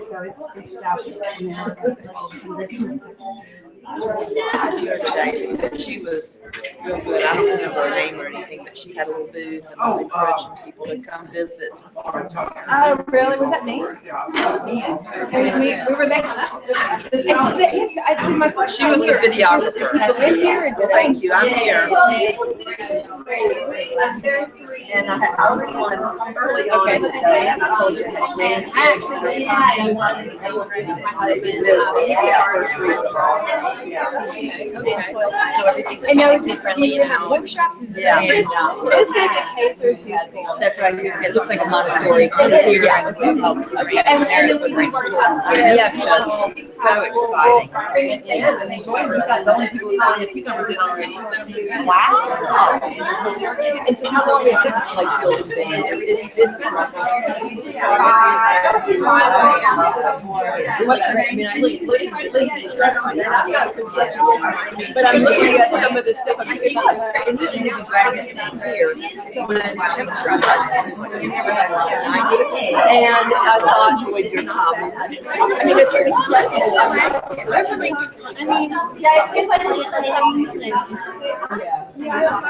it's the only thing I was watching is that. And it wasn't my choice.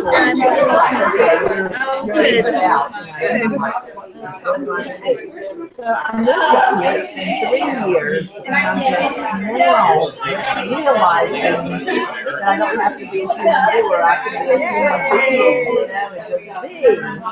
And so I milked every day and found out about this song, and found out about the I'm really trying to get connected, and I think everything needs to be organized. Well, you know, where do you start? Yeah, you're playing a fire, but you're still by yourself.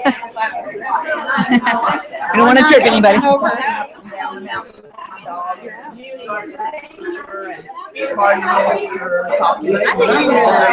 Yeah, because they're always, I mean, I do it whenever I can do all the volunteer days and stuff around my house, but they're all, I mean, they're doing so much good, but they always need volunteers. Riverlink is part of Mountain Chew, so Mountain Chew is actually all these conservation societies that formed an overlighting thing, Mountain Chew.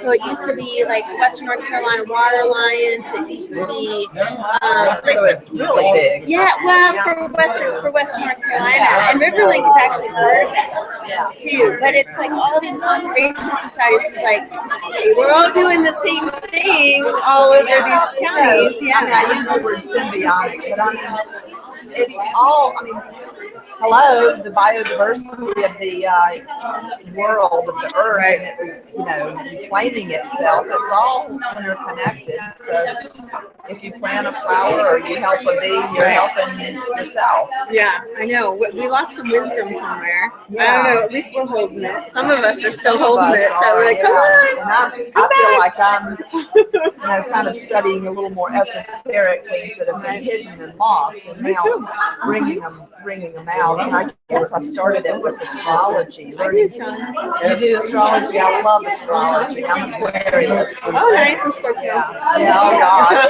That can be deep. And, yeah. I'm a lot of air. You know, with the Aquarius, a lot of air, a lot of wind. My name is Gail. Like, nice. And that cool. Right. To be an air sign, have a name like Gail. Nice. When's your birthday? February 3rd. Oh, nice. My grandmother, she's like one of my favorite people. She's passed now, but she's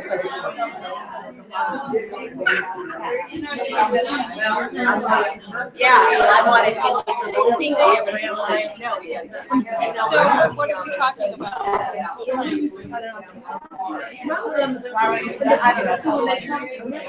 Excuse me. And I'm like, what's the topic? I don't see anything.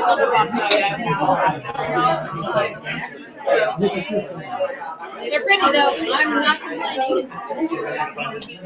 Yeah.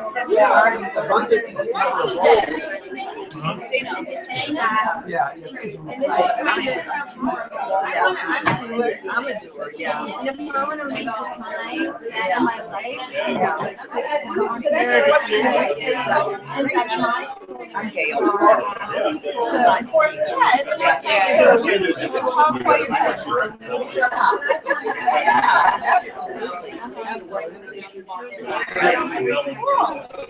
So are you from the actual area? I grew up in New Hampshire, but I've And you've just chosen Nashville. bought my house, bought my first house 2 years ago here. And Or this is just like, well, if I'm gonna do it, I'm gonna do it here. And like there's Now, coaches are starting off with like preschoolers this year, or no, they're not adding.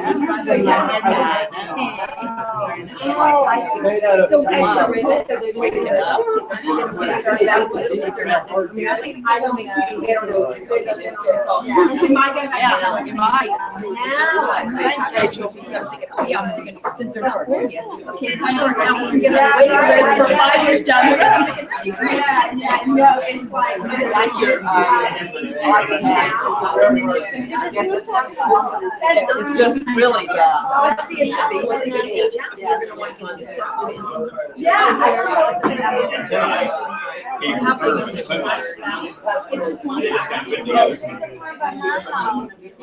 everything you described. I saw that was like, it was all tomatoes. And I mean, I watched this class 15 years ago. for years, and then this year, there's training. Always talking about something like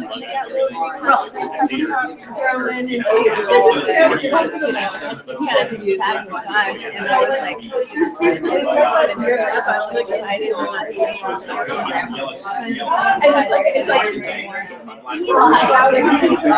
It's so funny because he just talks about eating well. It's like a raccoon, but it's about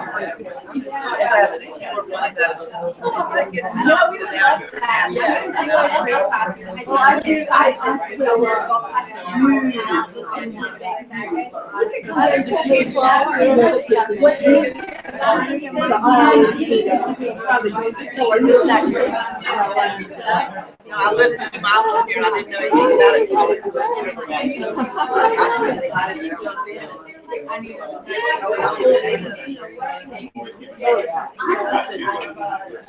all the water barrels. I'll really just say that I don't like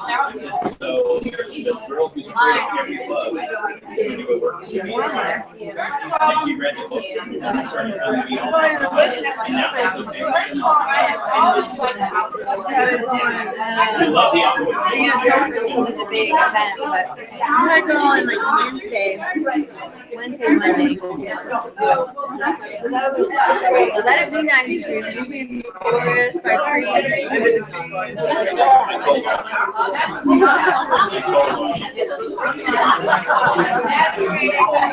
It's my favorite. I mean, that's like, that charges me so much, you know? No electricity, no cell phones, no Wi-Fi. Just what's going in woods for week.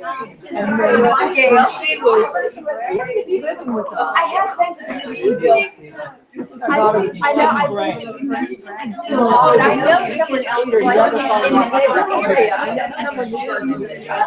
So she came back to visit later on and they have been acting with me. Like Holly said, she was a local board. She was trying to do a business. And they so I mean, he just outed you. Holly was so exhausted. One time I said, I do like a fashion time. You know, you just walk in. I gotta go down there.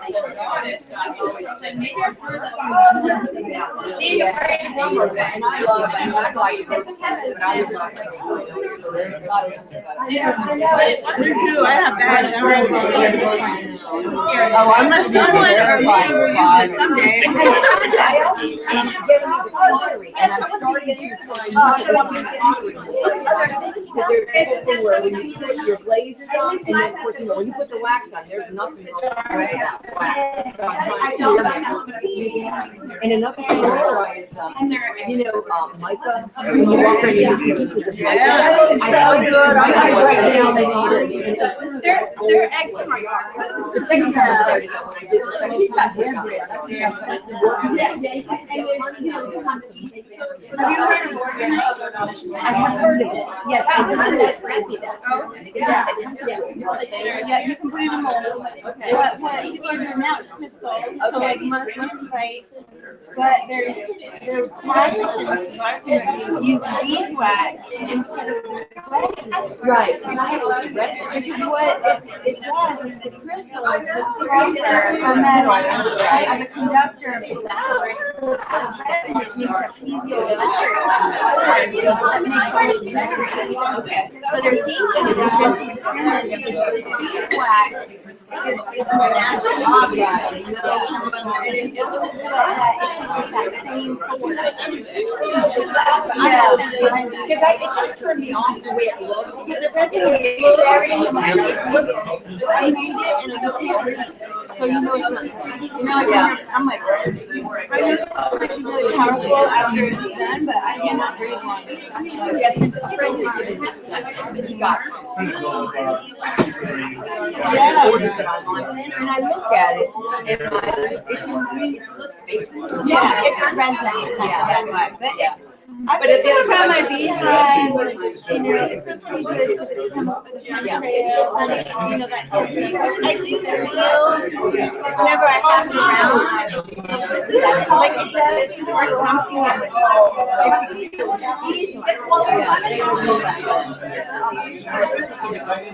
I had a list of it was Xerces melting.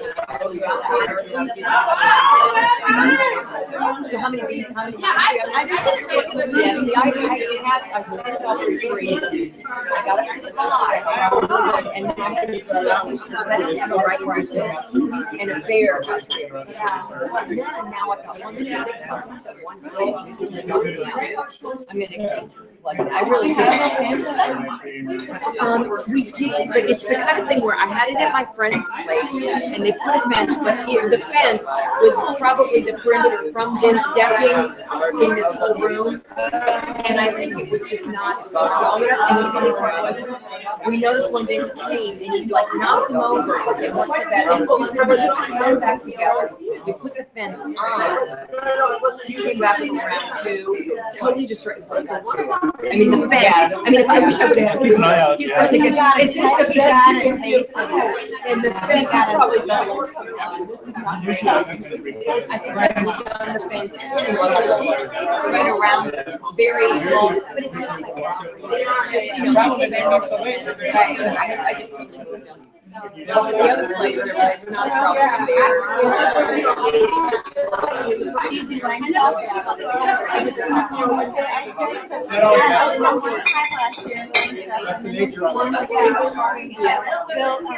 I made her hive. Okay. Top bars of hive, and put my first one with my old queen in there, and they are just, oh my gosh, they love it. I'm not so good at tracking. Yeah, and the one thing you just was, I mean, you just have to, you know, you make my sweatband, and you just have to just, yeah, and the bar, right.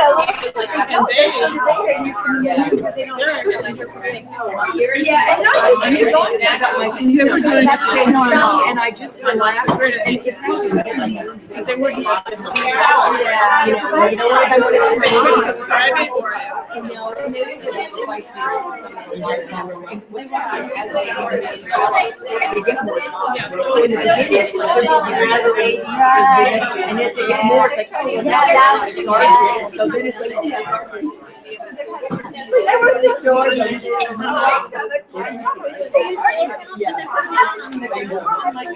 No, and now they've moved up. We're like, and they've got a lot of jobs. So now they've got a bunch of gardens.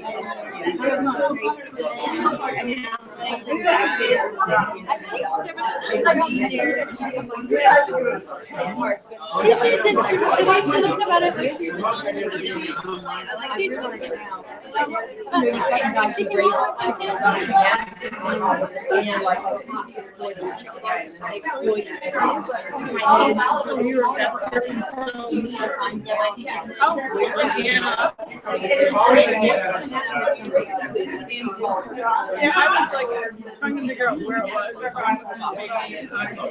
And that's the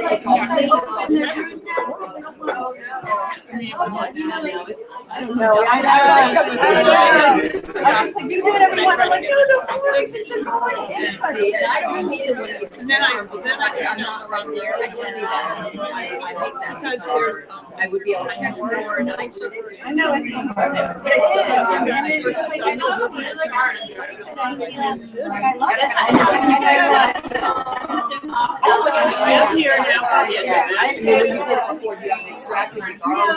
I'm very low key. I took an empty train and I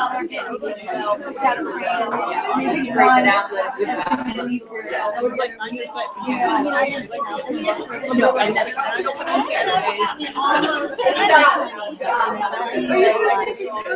I got almost a day in with my. You know what? I got to see it. Do you guys? Well, I just got.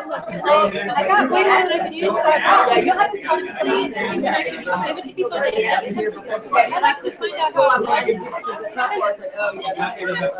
And I really looked at it. They like it. They planted up in the north.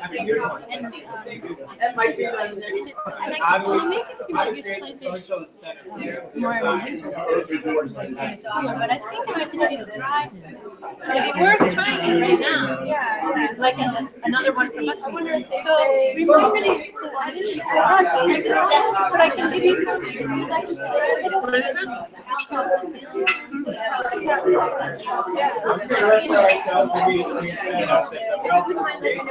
I wouldn't mind at all. I don't think it's small areas. I don't think I can do that. Stand here.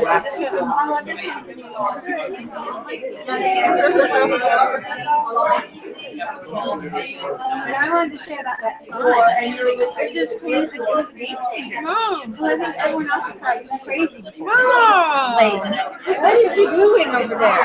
What is she doing? That's so neat. And then the sign. I'm always telling people you should make a sign with your kids, you know, because you can make. And then yours looks so yeah. People like that. People like it. I like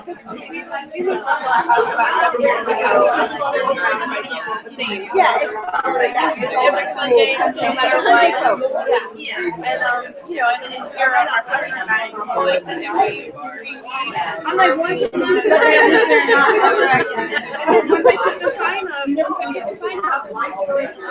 They're not just Yeah, and those aren't just weeds. Yeah. We got a lot of weeds.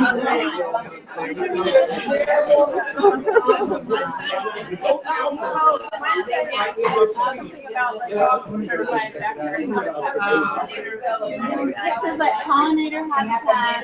You can make your sign look beneficial. In fact, you could just print out the Xerces sign. I would have nice locusts. Yeah.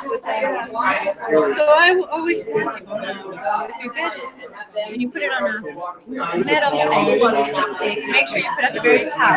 Not a single hole left. If you put it on wood, you don't have to worry that a raptor can get it.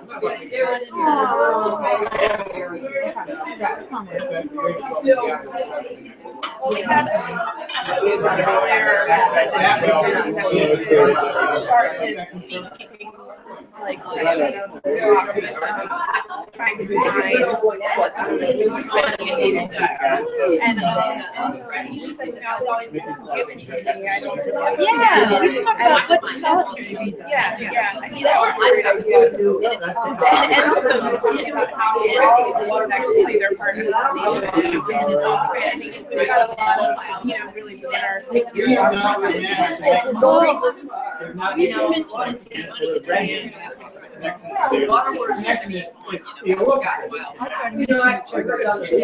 it'd be nice if somebody else to get to them so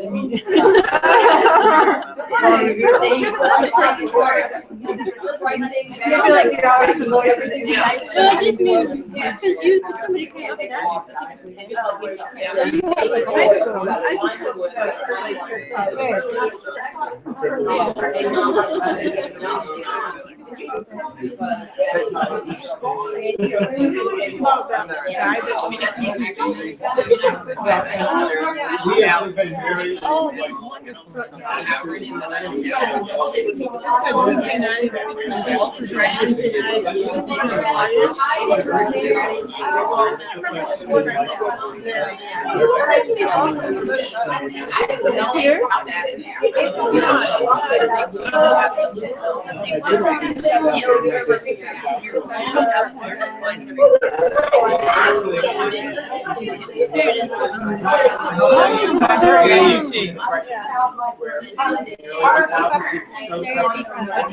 But anybody's welcome to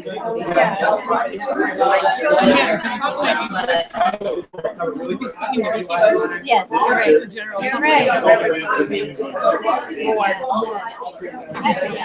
And you probably do a lot of explanations.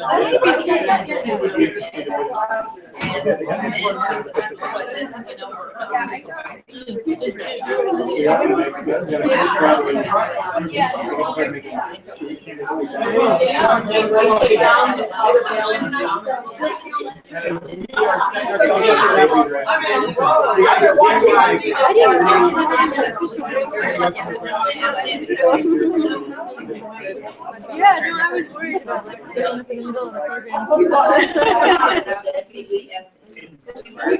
So do you keep bees then? Sounds like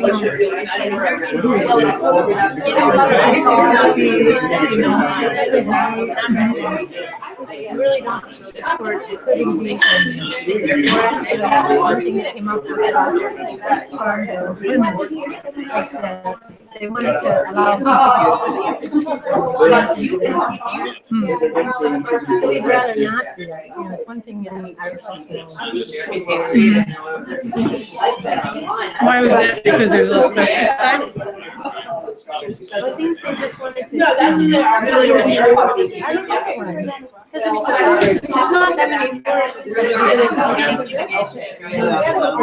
the south, it's mostly pine forest, but part of the north, I guess, if it was a hardwood forest, maybe at a certain time of year. In spring, like the maples and that flower. I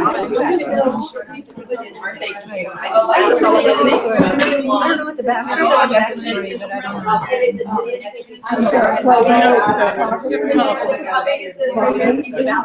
In areas where there's big I was somewhere and it was the saddest thing. He was saying, well, there's not spring.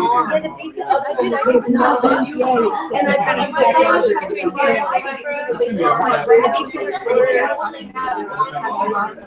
and you know,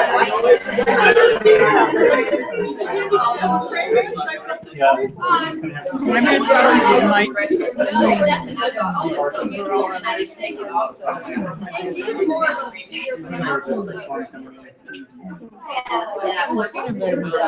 I don't like my medicine. I just really got to use it. Because everybody keeps asking me. And I'm like, that's really interesting because I've been hosting lectures all the time with the native bees. And the honeybees are never in freezing. Really? Yeah, they're never. It's always the native bees. I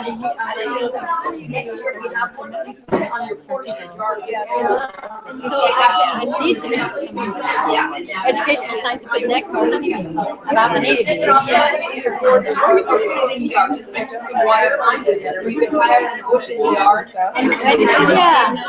But I think people are interested in learning because there's been so much media about honeybees.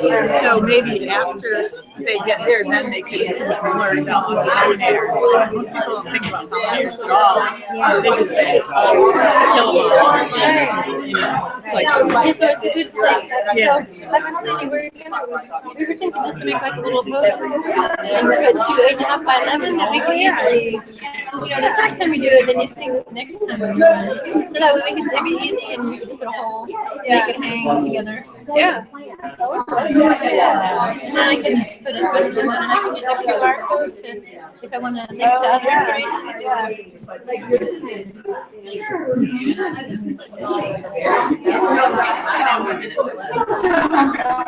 Are there any storage units in Nashville that might carry bugway? Because that's not something. Yeah, there's not, but there's are buckwheat.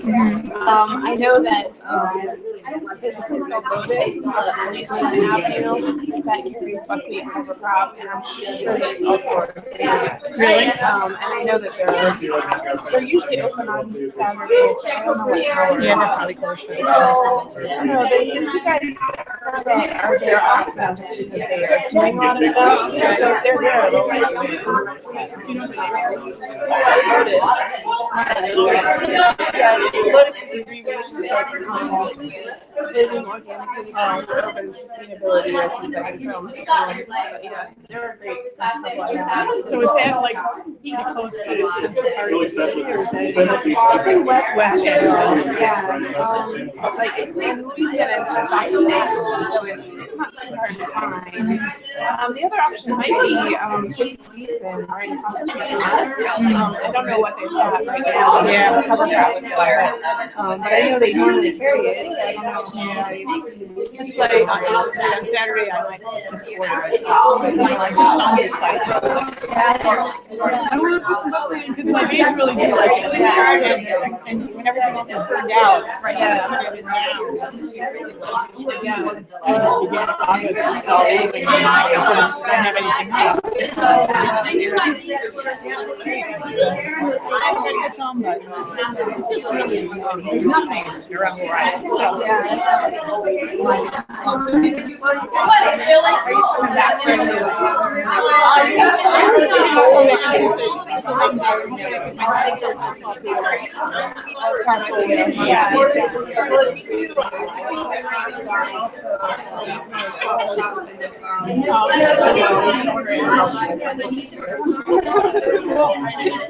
I'm thinking of I don't know if you would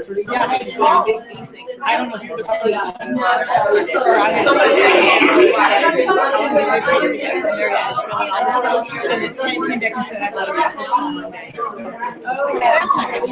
Whoever the emails go to. Oh, okay. Yeah. So, that was yeah, Friday.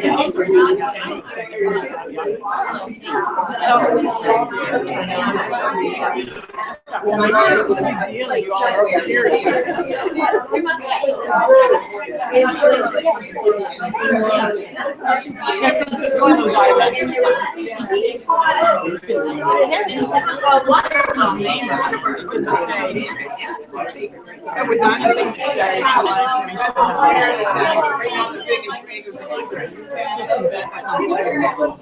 I don't remember, but anyway, I just clicked on it. Whatever. Wonderful. You know, you keep these too. How many do you have?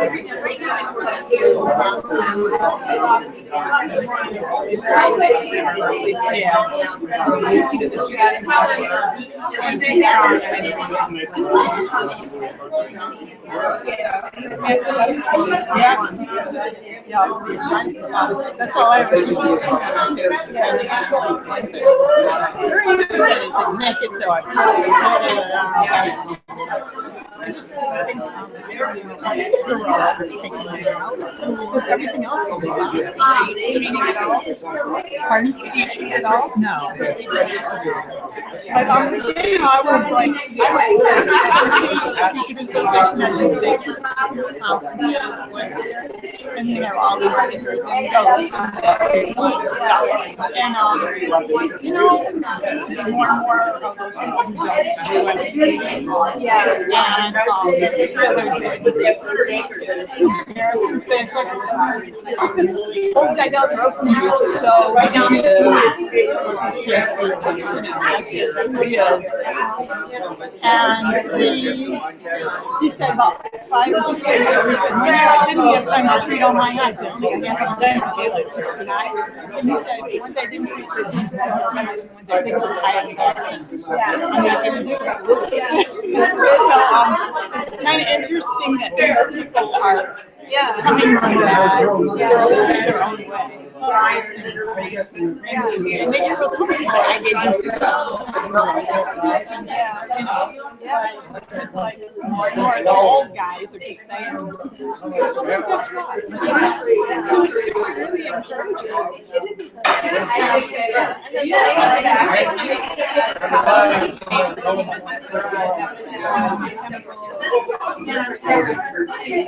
So she was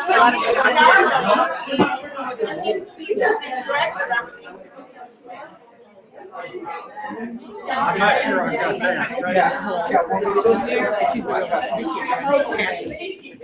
she was telling about this stuff. And she was like, I did the powder sugar thing. You don't know how bad I wanted it to work. It didn't make any difference.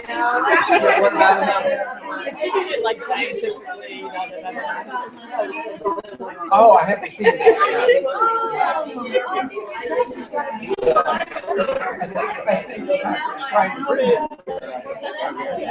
I think maybe Web is going to try to bring it.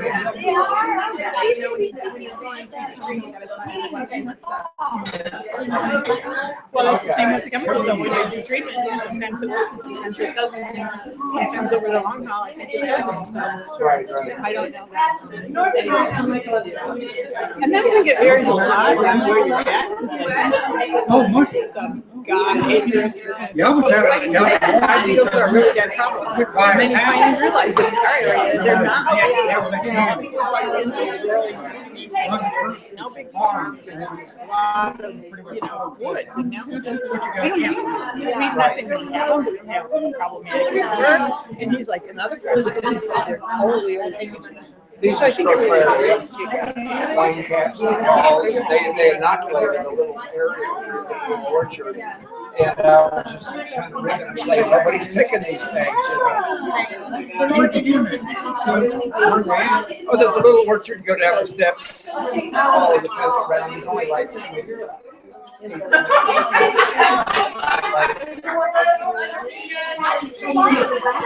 So you try to grow yours on wood too? I mentioned Strawberry, but no, what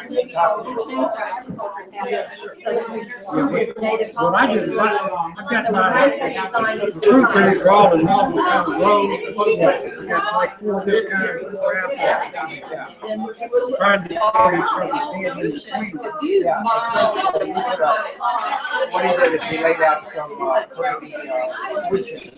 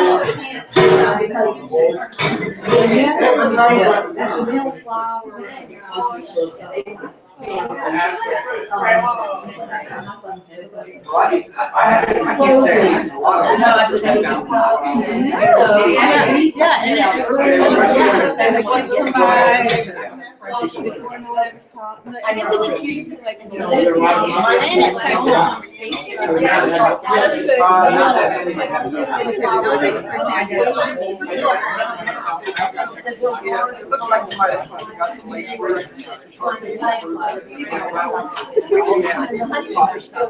Yeah, they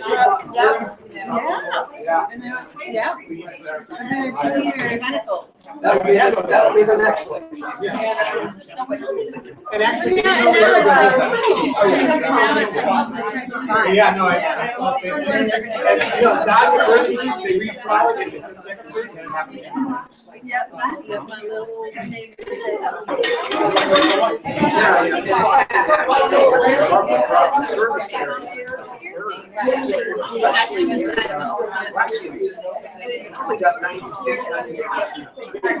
So maybe they've been watching us for the last few years. Probably they so this guy that they rely on your shit, and then years ago, I was like, Jerry said, $15,000 customer impact. Save the blueberry. Early warm, really warm.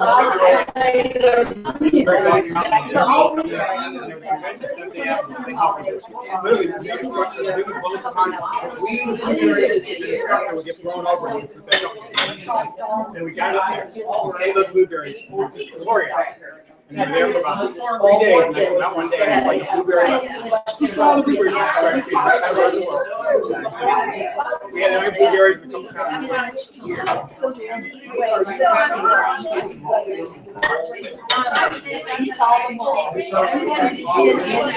We actually haven't done anything. I wanted to do that trapping kind of thing. Yeah. We didn't get to it. I mean, that's not bad.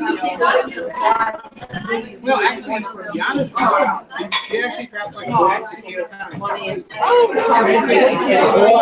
Find a hole or put a hole in the top. Yeah. Line it with traps, put a bucket over it so you don't feed all the time.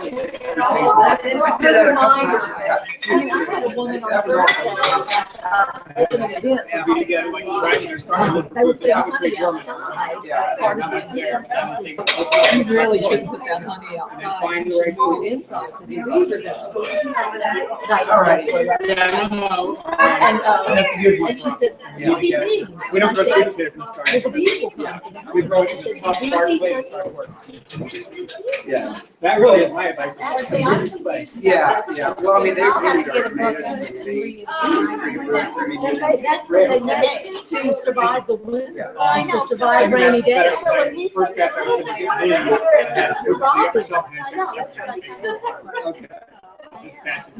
I mean, that's just like a silkworm making silk. They're not making it for us. They're making it for a very distinct purpose. Is there enough for all of us? Well, and so we have a deal with the bees. We'll take care of you for shares and grades. I've never taken care of you.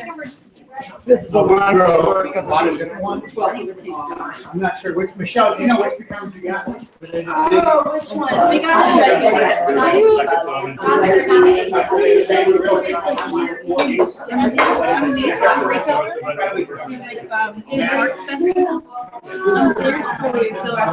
Until they are every spring,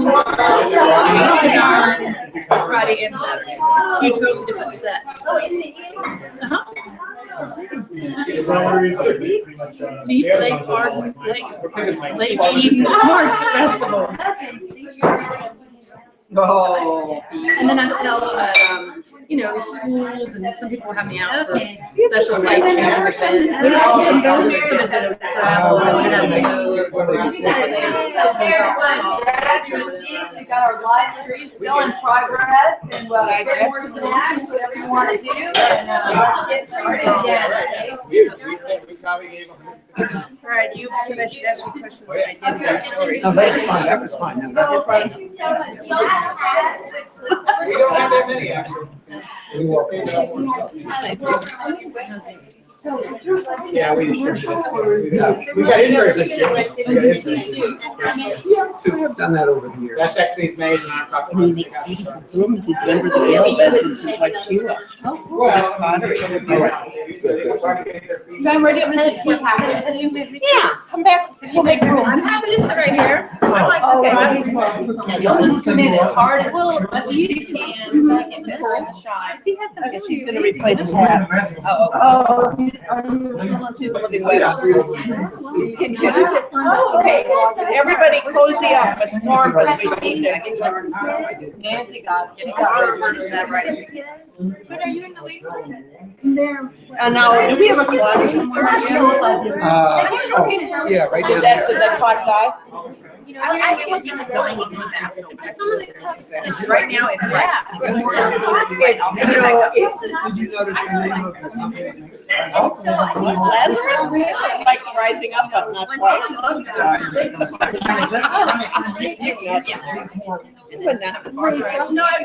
Lisa. I didn't have. The mayor thing to have anybody sitting out here, it just doesn't work for filming. I just can't have them right here. About the audience, they can. But nobody did. I know. Does anybody want to come in over there? You can sit over there if you want. But that's not working. It's cooler out there. It's gonna get hotter out there. There's a nice breeze out there. I did the children's program at the organization. Don't go back. And she had her kids there. Yeah. Yeah, really, I'm really.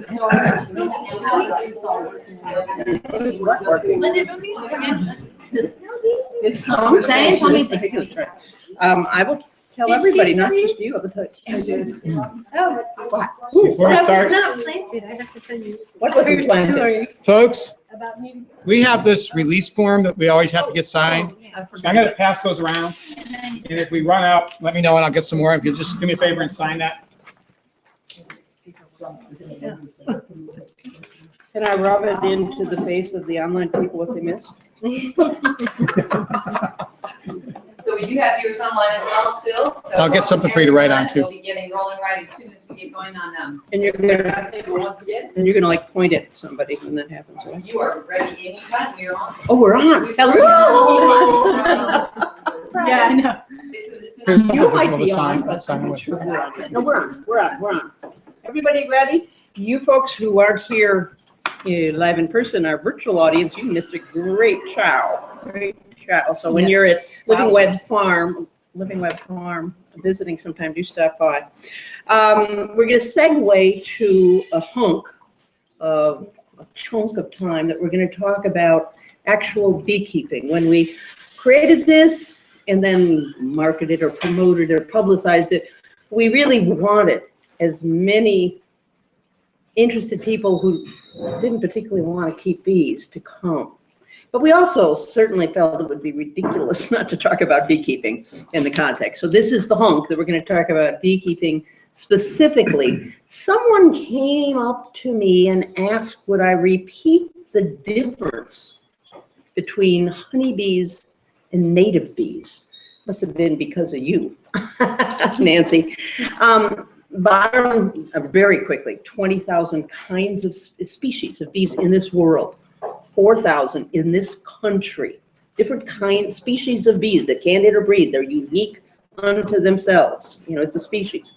400 to 500 species here in this area, and then every area has its own species of bees. The honeybee started in Africa, evolved, and moved naturally, quite naturally and normally, into Europe and Asia.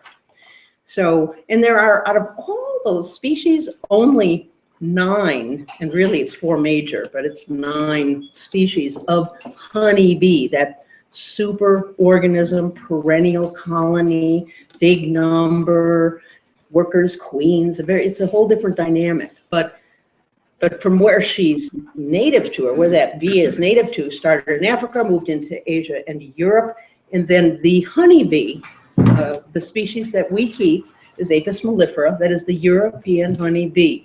She came here with the settlers in the 1600s, along, because they love beeswax, who wouldn't? She pollinated the fruit trees, which are not native here either, that they also brought, and so on. And then there's the honey, of course. So that is the honeybee in terms of she's not native here, and certainly evolutionary time-wise, those some 100 years doesn't count. I mean, it's not like, but she is the managed, well, she's become livestock. In fact, I qualify as a farm. My little 8 acres are a farm because I keep livestock, and my livestock are beehives. So we qualify to file the tax for farm, and keep showing those losses every year, like so many farmers do. Now, there's two kind of discriminations here. One is native versus non-native. Now, the honeybee is not native to the United States, but she lives here, and we manage her. And all those years, the bees were swarming, and there was quite a vast feral population. We use the word feral as opposed to wild. Wild can mean native, that I live here and know I'm wild. But feral means you're a domesticated, not native species, like your feral cats. I mean, it's a domesticated cat that is now, she's not, we can call her a wild cat, but a wild cat's that thing up in the mountains over there. The feral beehives were swarmed honeybee hives. So, and native bees just mean just that. What are the species of bee that has evolved here with the native plants, which is why you should plant those native plants? Anyway, I didn't want to spend hardly any time on that, but here we are. So I'm doing it because you asked for it, as they used to say. You got it. Just the big difference is that honeybees are perennial, and most of our native bees are solitary. So it's a single female, and that is making and provisioning her nest by herself. And some of them are cavity nesting, and they might use something like this. And but about 70% are ground nesting. And they have a few social. So honeybees are considered social, but they have perennial colonies because they live through the winter. And bumblebees are our biggest social group, but they have annual colonies. So they have a single queen that starts a colony in spring, and so by the end of summer, it's the largest. So those are big differences in terms of why it's extra important to manage habitat for those bees. And so whenever you're managing for them, you're also benefiting honeybees, but vice versa. When you're managing for honeybees, you're also benefiting the native bees. And it gets even more complex because there are some species of bees, besides honeybees, that are managed, that have been not so much domesticated, but they are managed, and they are raised as livestock and as commercial pollinators. There's a species of leafcutter bee that pollinates alfalfa. There's an alkali bee, and that is an underground nesting bee. How hard that is, but they have plugs of dirt, and they have these bees that also do beautiful pollination of alfalfa out in the northwest part of the country.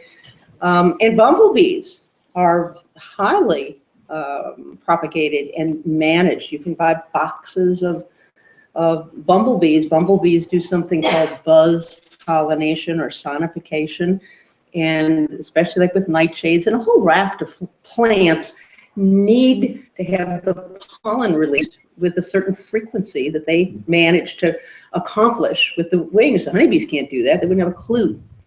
But the true pollination, and in Europe, you can't probably buy a pepper, a sweet pepper or a hot pepper that hasn't been raised in a high tunnel house and been pollinated by bumblebees. The boxes of bumblebees are flowing back and forth in Europe like crazy. So that complicates things, because now then you start raising bumblebees that aren't particularly native to your part, which we've done, and we send them around to get bred.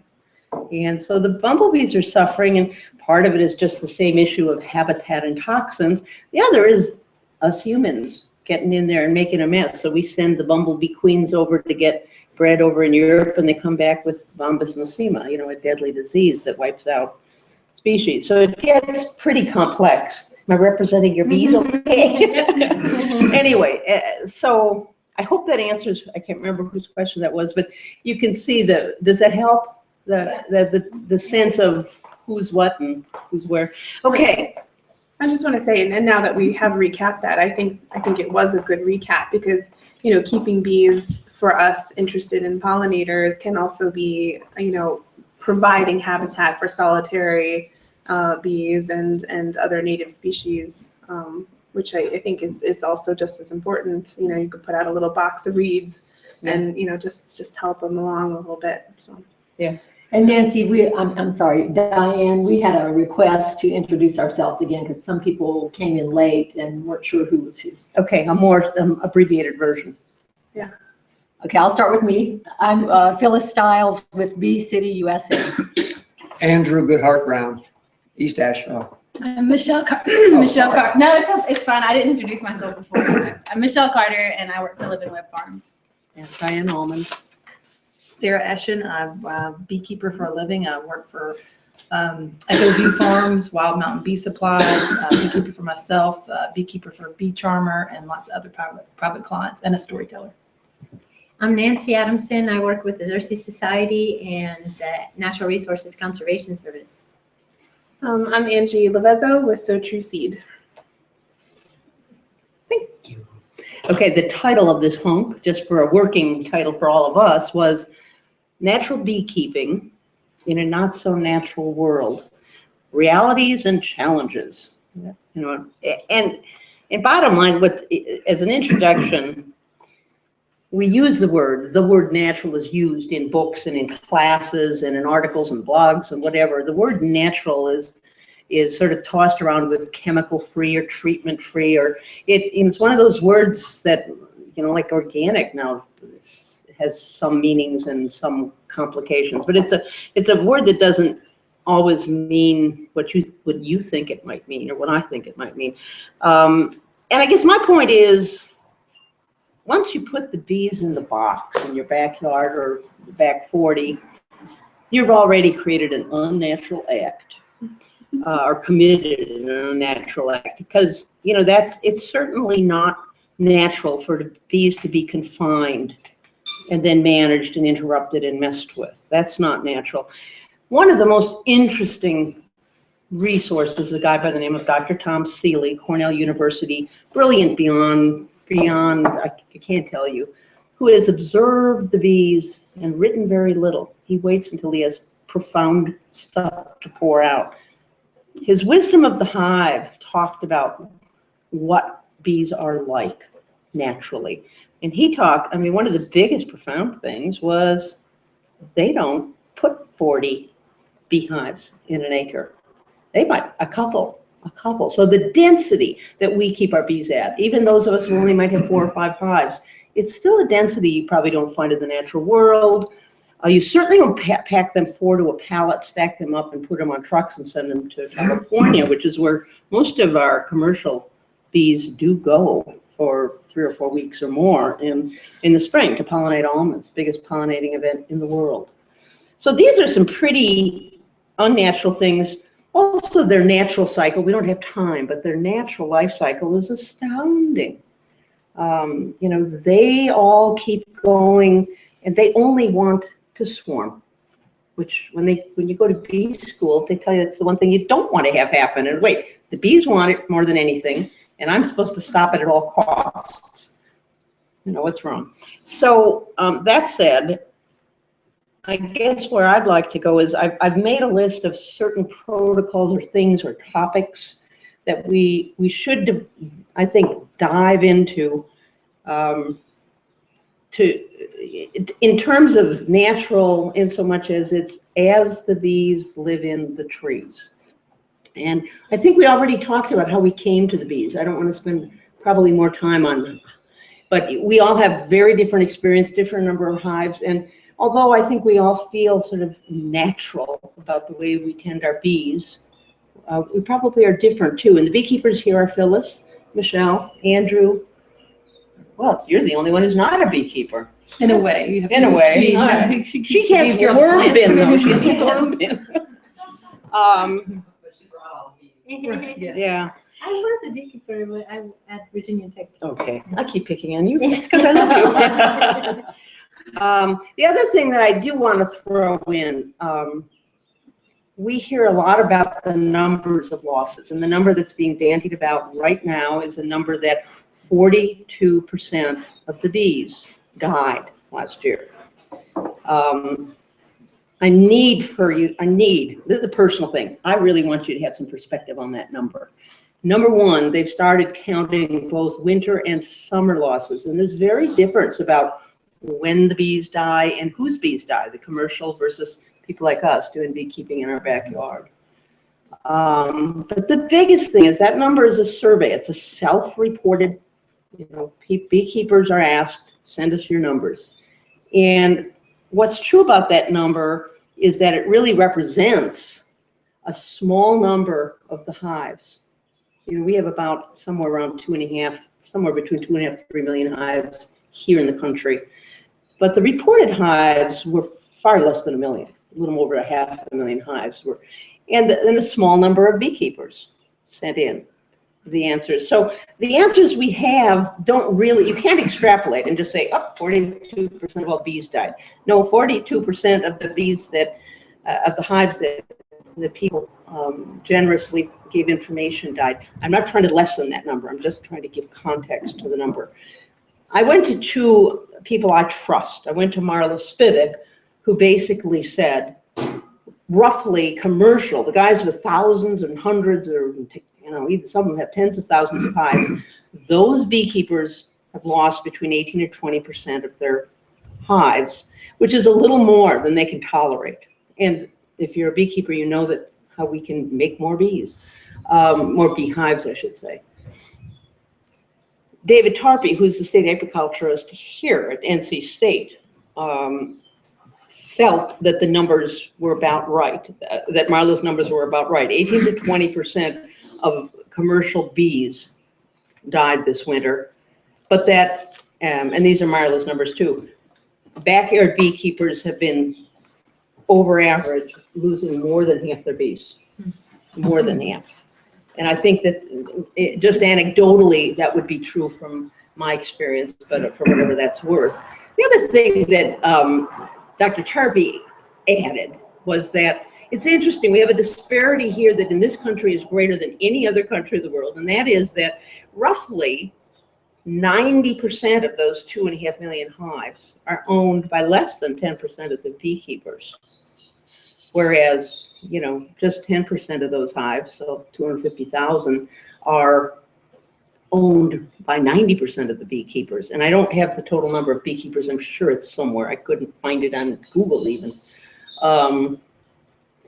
So that's a disparity. It's not quite that disparate in like England and in Europe and other places, although it's becoming more so, especially in England. But that I just want to give you some context for these numbers that we keep throwing around, and hope that it helps at some point in time. So, and I would agree. That's what I see coming into the store. That's the sort of numbers that I sort of see roughly. Yeah. So those of us that are beekeepers, why don't we just say how many hives we have and how many we lost last year? Excellent idea. Give it a go. Get your mouth full of bread. Go for it. My mouth's always full of bread. I went into winter with 3 hives, one that was gangbusters, one that was middle population, and the other one, which was a very small amount of bees. I came out with 3 hives. My husband and I have kept bees for 8 years, and for the first 7 years, we didn't have any losses. We only had 1 to 2 hives going into each winter. And this year, we didn't even get into the winter with our hives because of beekeeper error.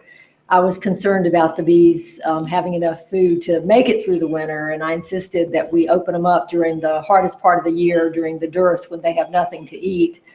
And I wanted to check on them to make sure they had enough honey to make it through the winter. And the robber bees came, which honeybees do. They rob each other. And we couldn't stop the robbing. And so we lost our hive. So we started over again this year. We just have 1 hive. And for all the beaks out in the audience, it's a top bar hive. We're learning about top bar hives now. So. Last year, I didn't have any losses, well, the year before, and then this past year I also made a beekeeper error, and I had 1 hive that was doing beautifully, and they were just right out here next to the garden and had an abundance of nectar and pollen here, and we were planting buckwheat, and there's lots of sourwood around, and goldenrod and aster. And I did not get into them in the dirt during the harvest time because I wanted to leave them alone. And I felt that, I trusted that they had what they needed. And I did a little heft of the hive, and I didn't take any honey from them at all either, but they died out in December. They starved in December. So that it's hard for a beekeeper to know that, I could have used sugar syrup or honey from another hive, from one of our other bee yards and saved that. And then I had 2 other hives that in a different bee yard that completely absconded in late February, completely. Not a dead bee on the bottom board, not a bee in the hive, with small patches of brood and plenty of honey, supers of honey. So how many hives did you count? 5. 2 really strong hives came out, and now we're back. So for the season before, I had 100% as well come out, and I can also talk about later if you want me to sort of talk about like my journey, sort of how I went through. That might be helpful for some other people to learn sort of right now the path of sort of. So originally when I first started, well, I'll just say this and then I'll back up from there. So I had 100% come out last year, and then this year I had 100% minus we had 4 hives out at one of my farms one of the yards, unbeknownst to me, we talked about it later, and it was a great learning process. The farm hands decided to beef up the stands, and they're thinking like, well, they're clustered up, and the coldest days of winter would be the best time to do this. Right. And they just didn't communicate with me, and so those all broke cluster, and those, unfortunately, right underneath each one of the stands, those all perished. But other than that, we came out. But having said that, there were some maneuvers I did going in, particularly to my bees, where I combined. I saw some small clusters, and so Greg Rogers and I have talked about this. We sort of like there's something going on with the queens out there. I always think it's also the queens always get the attention, but I think drones are so important, and a lot of people don't talk about that. Drones are super important, so I think it could even link back a little further and be something going on with the drones. And I think that's the reason why we saw that across the board. I had lots of clients and lots of people coming in and talking about that. But so I started my journey sort of, or does everybody want to do that and then go back to I hate to talk too long about my journey with beekeeping. Okay, so we'll come back to me and Angie will report in. Okay. I just want to say Marla calls them studs. Oh yeah, they're buff guys. They're Did awesome. you hear that? Marla Spivak refers to the drones, the male bees in the hive, as studs. Yeah. Trying to raise their profile. Yeah, they're important. They are. We've done research before and actually taken them out of hives, and those hives are not healthy. They don't thrive. There's a purpose for them there, scent wise and communication wise. I mean, when they come in flying and have that whole, the unorganized like flight pattern, that's got to be sending off like a drum circle vibration. Hive, get everybody excited, So anyway, so when I first started, I just got one hive, and I split that hive, and I'll skip the long story of the wacky dress-up day that I got my hive at my house. But so I split that into 2 that year. John showed me how to do that, and then I went, I think, to 5 the next year, and then went from 20 the next year, and then sort of continued on that path until I'm at where I'm at. But I went through a phase of, in the beginning, being instructed to treat my bees with, different, go through the regiment or whatever. And that didn't resonate well with me. I've always been really lucky of not having to feed lots of sugar syrup. That's always been a really easy, up until like last year was a sugar syrup year, because goldenrod didn't produce nectar. If you didn't know that, if you didn't smell that gym sock smell, then you got to get it. You got to do something about it. A lot of it, I think, is just because our environment, a natural environment. I hate to have to feed sugar syrup unless I absolutely have to. But then I sort of moved away from that, and then I sort of went on the extreme and, jumped on the bee meetings on the natural side and was like, I will not treat my bees, and, just refused to put anything unnatural in the hive. And I killed a lot of bees during that process. So honestly, it was disheartening for me to watch so many bees die, but I kept feeling like I was on the right path because I didn't want to do anything unnatural to my bees, and it just seemed, I could see energetically their reaction to these chemicals that I was putting in the hive to treat them to kill a bug on a bug, which seems like a really dumb idea. But so I sort of just went through that phase and was watching lots of bees die and wasn't making any honey. Then I finally got to a place where I could do natural maneuvers to at least sustain, not the numbers, not really keep everybody alive, still killing lots of bees, but there was no way I could make honey. And so then it started to become a game of like having to they couldn't just keep themselves healthy enough with the mite situation. So I was having to sort of feed some sugar syrup.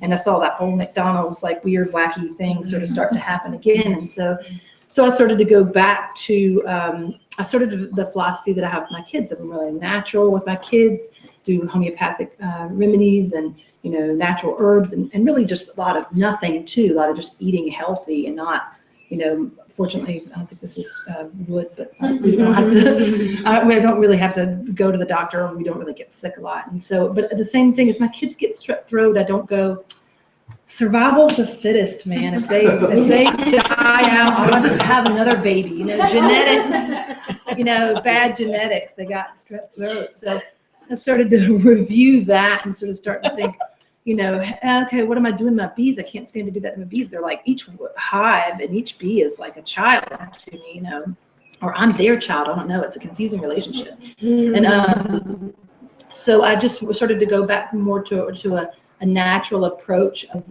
doing some more natural treatments. I really am interested in the biodynamic farmer's approach to formic acid and sort of really approach, which is the same thing that's in an ant bite or a bee sting or stinging nettle.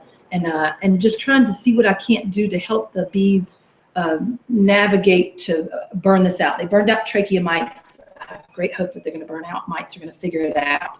But unfortunately, because of our unnatural environment, I feel like I have to sort of help prop them up to get a population through to see the end of the light. So I've raised I raise pretty much all my own queens, and I do that preferred genetics. I think we've had that discussion about preferred genetics are a little bit of a crock, it's like, but at the same time, I feel like every little thing that you can do naturally to help, as well as getting out of the way too, but I don't treat unless I absolutely have to treat. If I feel like that hive is going to die, I don't just step back and say, survival of the fittest and let them crash out. I don't raise queens from those hives after that as well, though, and feel like that natural propagation sort of helps. And then having said that, I definitely am open arms to anybody's way of if we all bee kept the same way, I don't think that we'd have bees anymore.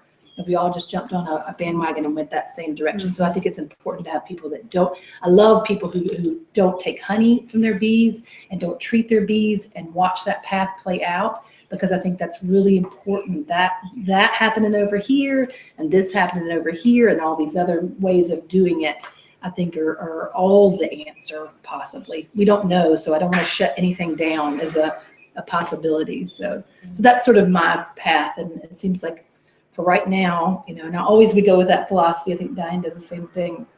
When you go into the hive, I always ask, or I come up with, there's a new gadget at the bee store. I always ask, is this making beekeeping easier for me, or is this better for the bees? I'm always asking that. And that's, I think, in farming and in everything. You're constantly asking yourself, and if you can do that with anything in your life, constantly keep asking, is this the best thing for the plant? Is this the best thing for the bee, for the butterfly? Then it will continue to lead you where you need to. They will continue to lead you where you need to go. So that's my long-winded. I'm going to just tag on because I'll forget, Angie. If I don't say it now, I'll just forget. She's referring to a lovely quote, which we've shared in a book called The Song of Increase by Jacqueline Freeman, who's a permaculture farmer out in the Pacific Northwest, and has written a truly extraordinary book. And the quote that's in there is something about, and I think we're talking about queen excludes or something, which is on our list here. Whenever she's doing something that it isn't the way they live in the trees and is a definite convenience for the beekeeper, she sort of says to her, she says red flags and bells go off, and she's figuring, this is going to not be a good thing for my bees. And she refrains from doing that. So it's a process she asks. And you can still go ahead and do it. I mean, she was the last person to say, when the flags and the whistles all go, you can listen and ignore them and just say, thanks for the information. And now I'm putting my queen excluder on.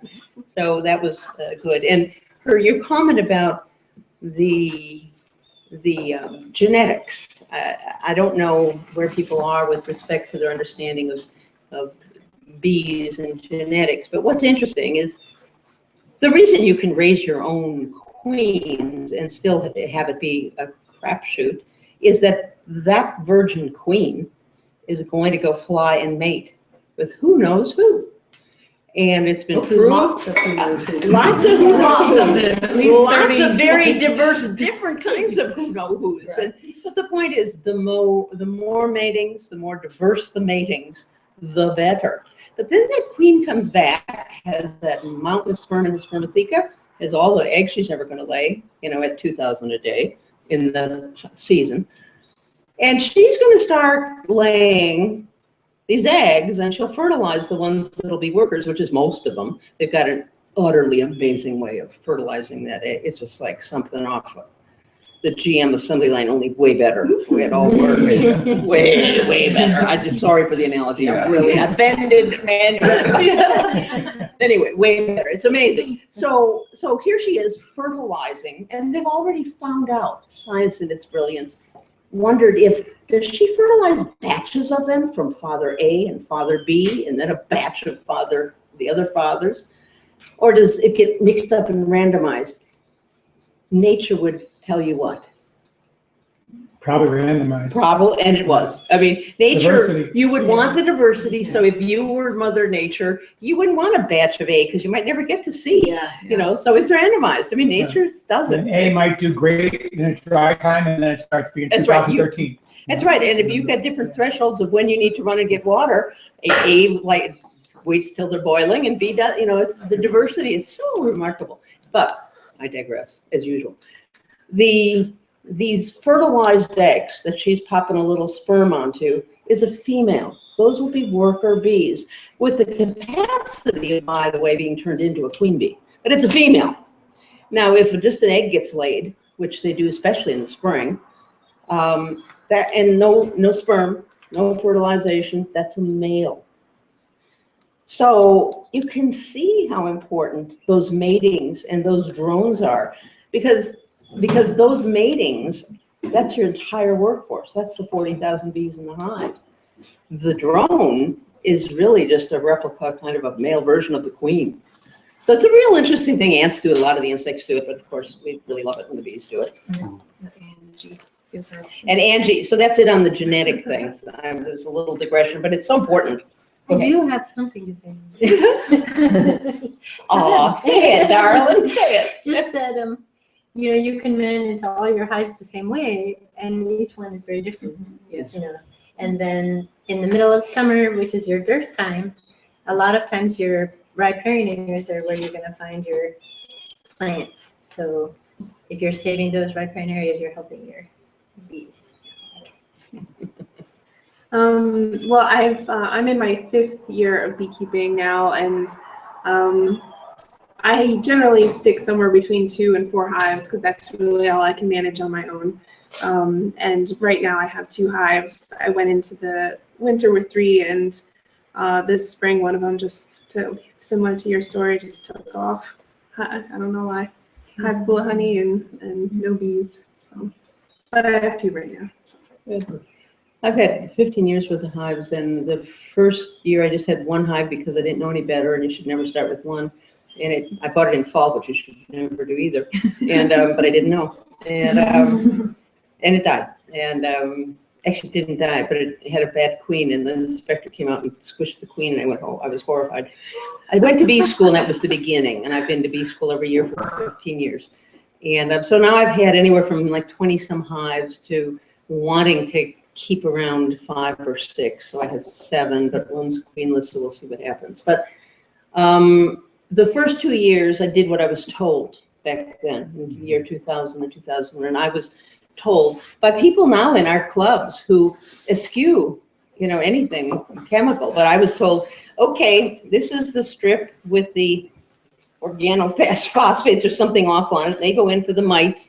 And this is the antibiotic for this disease I've never seen yet, but it goes in there. And here's the menthol for the tracheal mites, which we don't have anymore. And I mean, I just did that. And so we did that one year. It was, I don't know, it was a chemical that I found offensive, but I was doing, I mean, everybody was doing it. I just did what I was told. It's a cool thing. Yeah. And then, Good girl. yeah, good job. Doing those drugs. And then the next year, and then always you're supposed to wear these gloves and, you know, hope you don't die. And I'm thinking, little bees. And as you say, imagine that you have a tick this size on you, maybe 5 of them, and that you're the same kind of order. You know, that's an insect, or I'm a mammal, you're a mammal. Trying to kill them and not damage the host. It's really tricky. In fact, it's sort of hard. Might even be impossible. Because ultimately that's what we wanted. We want them to live in harmony together. They're Yeah, gonna have to work that out. They're gonna have to be, we can't wipe out mites. That's not happening. And that's what was happening. These mites that came in the 80s, there was this alarm. They came up with specially approved horrible poisons that you don't have to be scrutinized because it's an emergency.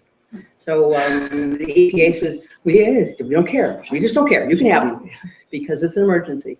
But I hit the wall with this one. It was somebody said it was a nerve gas like they used in Vietnam, and I'm an old hippie. I thought, I can't do that. I can't do the Vietnam thing.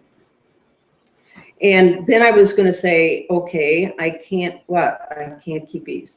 But there was something else that came, and it was formic acid, which, long story short, I went through a few years of doing what I was told.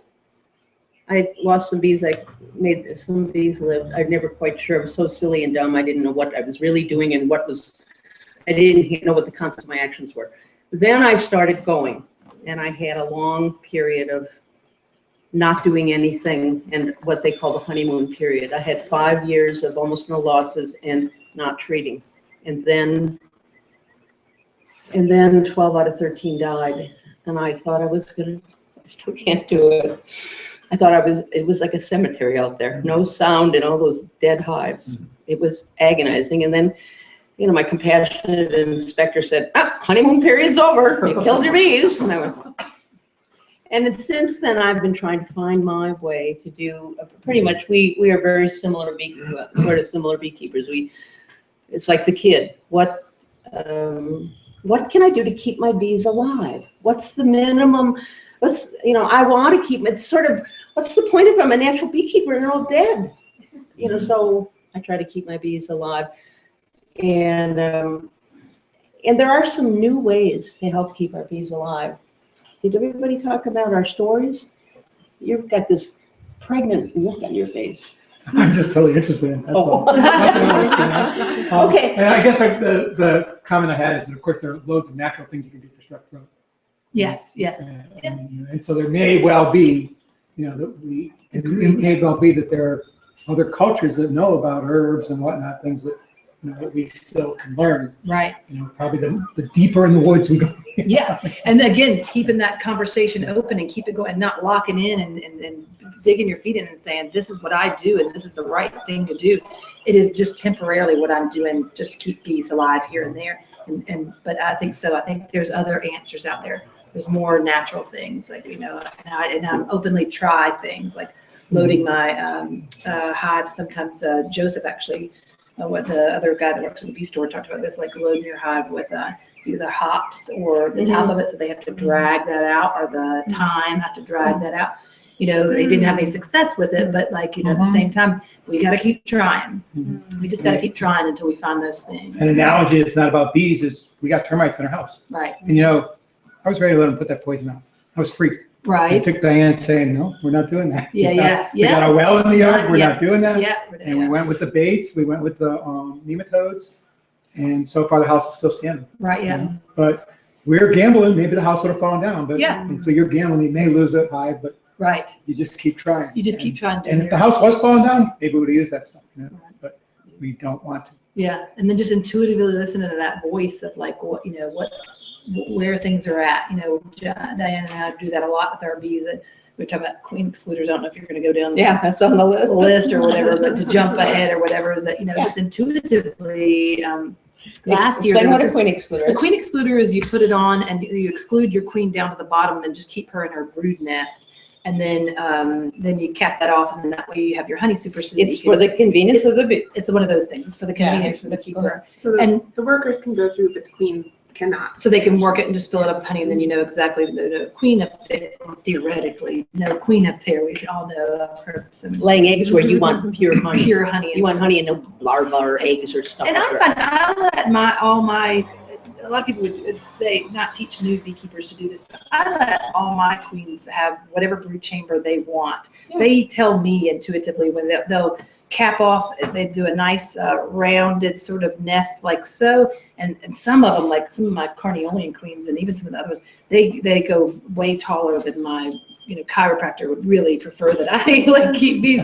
But I just let them go into that. They'll tell me, because then I'll just cap off the top of that nest with drone brood, and then fill that last box with a lot more honey, and then a little round of drone brood, and then I know she's done. And then after that, like if I do want to put queen excluders, I can. But intuitively, last year it was just like they just kept swarming. Anything you could breathe wrong and they'd swarm. They broke the rules. They like decided because there really are no rules, but we as beekeepers think there are rules.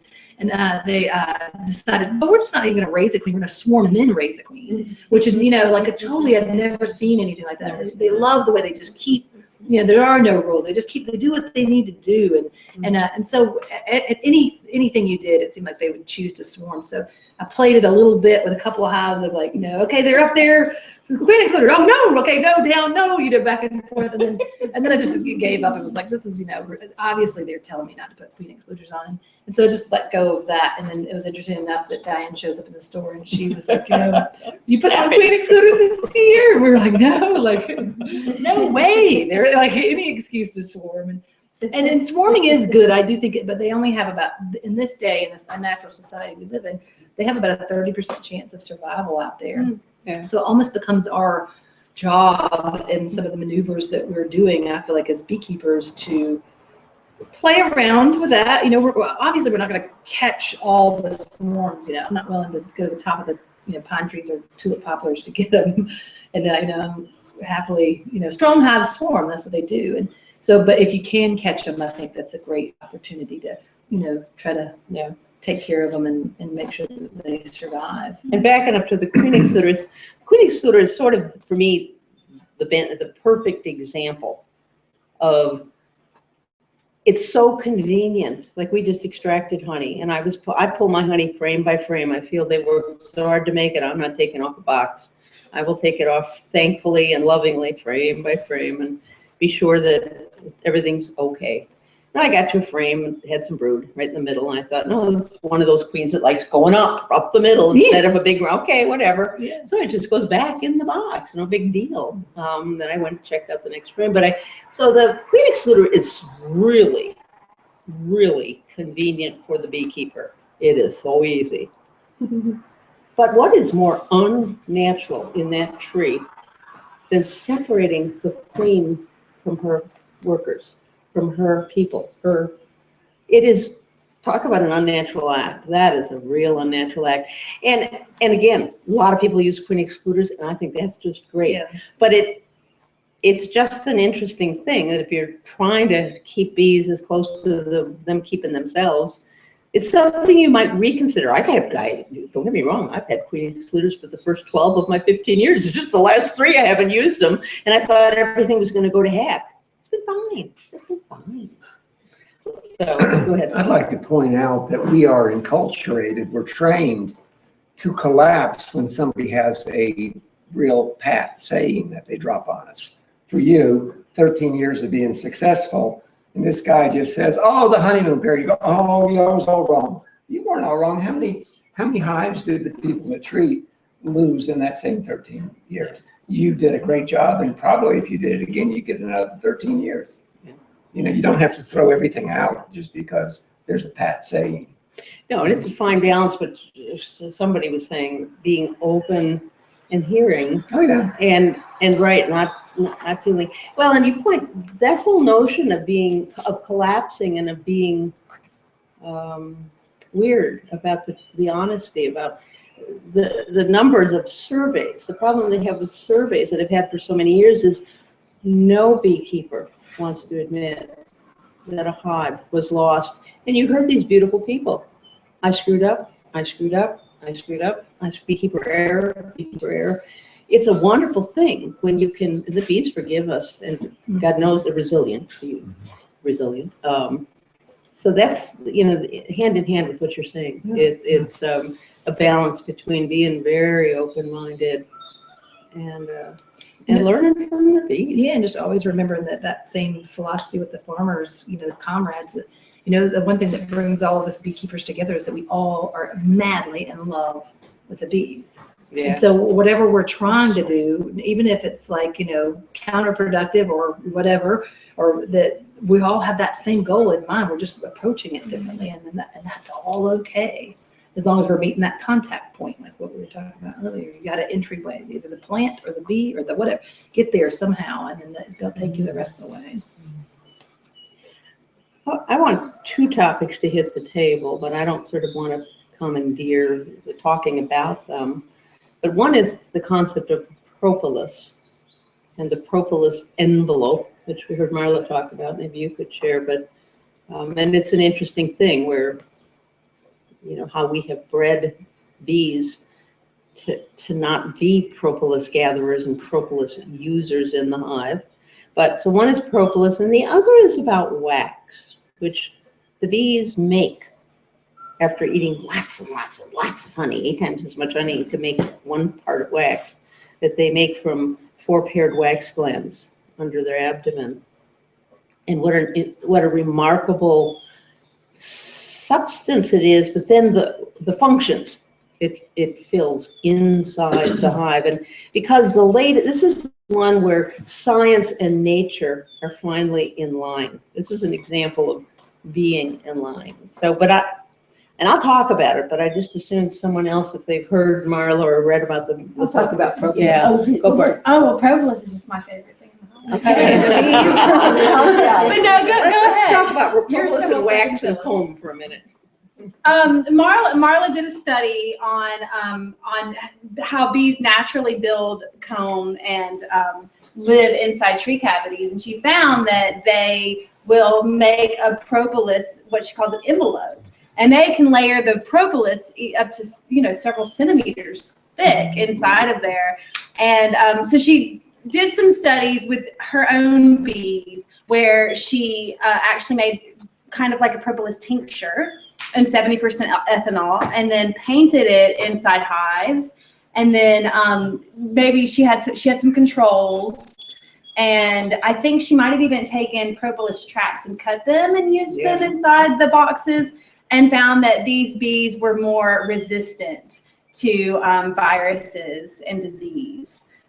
Because the propolis is so medicinal, and we take it, humans take it. I make this bee candy that has propolis in it, and it's good for our immune systems, and it's also good for the bees' immune systems. It's highly antiviral, and there have been a number of studies that have been done on this. And so part of Marla's suggestion is that we look for ways to encourage the propolis in our hive instead of trying to breed out these genetics of these propolizers.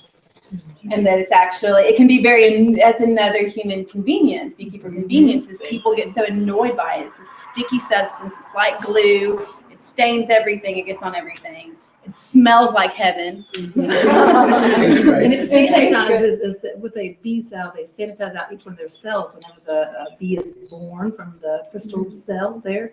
The bee comes out and they sanitize that cell out, and that's what turns the wax from that nice, beautiful white wax that everybody stereotypically sees to that darker wax, which later we can go into more wax stuff. But it's very important. It's really their immune system, a big part of their, the superorganism is part of their immune system. They're all taking care of each other, but a big part of their immune system is that propolis. And for non-beekeepers, let's tell them where propolis comes from. What is the propolis? I thought that. So the propolis is actually comes from tree resins, and they go and they collect these tree resins just like they would pollen. And And I don't think that they do anything. They put it on their They highlights. do gather things. Sometimes you'll even see them out in your compost. They look coffee, and they'll add stuff. They'll add stuff to it. Okay. So mushrooms. Yeah, they add. They actually make these mixes and stuff, just like we do in our kitchens. You know, Propolis for varies makers. hugely from place to place, but it varies more because of the plant life. So different propolis from different, Eastern Europe has different propolis than Asia than ours do. And they do collect it on their back legs. They can't get it off. They can pop the pollen pellet off in no time, but they become like little tanker bees that go around the hive, and then other bees chew it off with their mandibles, and they caulk with it, they varnish with it, they do, and it's a beautiful study about when they get a fungal disease called chalk brood, they will increase their propolis foraging by 20 to 50%. I mean, they're just going to the pharmacy. Yeah. They are just going to the pharmacy. Well, and the resin for the tree plays that role too. Actually, and it's more around the buds than the bark. I mean, new growth that is so fragile. You know, that's where they're often, and it's usually the poplar species, that family, not species, the family, poplar family of, they love those trees. That's all. It's very medicinal. Off the wall question, but it really is related here. How many people here have had their tonsils taken out? Oh, yeah. And how many people have had their appendix taken out? You're ruptured. You know, recent medical studies have found out that both of those are part of our immune systems. Mm-hmm. The earlier medicinal people said, oh, they're vestigial, you know, you don't need them anymore. And the same thing with propolis and the beehives. Oh, it's just something that gets in the way, but it's part of your immune system. And what's interesting is, you know, they've decoded the genome, and they did quite a while back for the honeybee. It was third after the fruit fly and somebody, I forget the second one. But what is interesting is that the honeybee, compared to many other insects, has less of an immune system as an individual bee. Mm-hmm.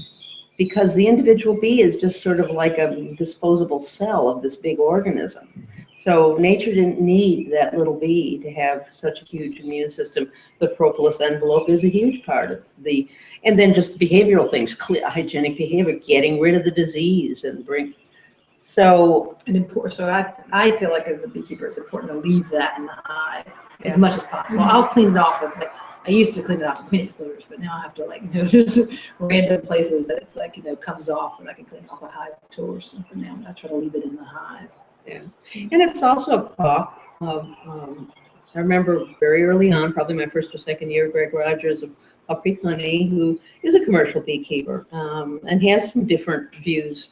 A wonderful part of our beekeeping community here, and he said.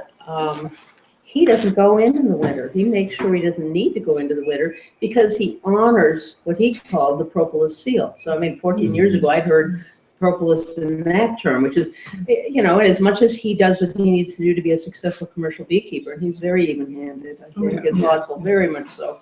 He honors that. I mean, there's a lot that, and he's tried queen excluders and not queen excluders. I mean, he goes around and around, but this propolis is an important part of keeping our bees healthy. The other thing our individual honeybee doesn't have, oddly enough, well, not oddly enough, is the mechanisms to detoxify. When they're in the midst of detoxifying something they've run into out there, it ties them up in a way that other toxins can invade and pervade the system. And I'm not a scientist, so I'm not saying this right, but bottom line is they don't have the ability to detox. The individual bee doesn't have the ability to detoxify, just like she doesn't have the immune system that is built into the superorganism, the colony itself, which is all fine and wonderful if you're still living in a natural world where the individual little bee isn't coming into contact with so much poison or has to deal with so many pathogens in an immune system. So that's sort of the catch-22. I mean, we have individual bees that can't cope with what's out there that they're having to face as individual foragers. Which sort of segues right into wax. Wax. One of the wonderful. Somebody talk about wax. Who wants to talk about wax? That's another. That's why the colonists brought the bees. They needed candles. It wasn't so much for the pollination; it was for the wax. For the light. They need light. Yeah. Before electricity. So wax, one of the properties of wax is interesting. Langstroth came up with this wonderful hive. I'm a fan of Langstroth hives. I do a lot of top bar work in my Langstroth hives, but is that you can keep the wax and keep using it. So it's once again a great thing for beekeepers. Convenient for beekeepers. But in the natural world, if we talk about natural bees in a tree, often what happens is the wax gets eaten up. They either swarm down to nothing and then leave, and then or have a weaker colony. And the wax moths move in, which everybody hates wax moths. I love wax moths.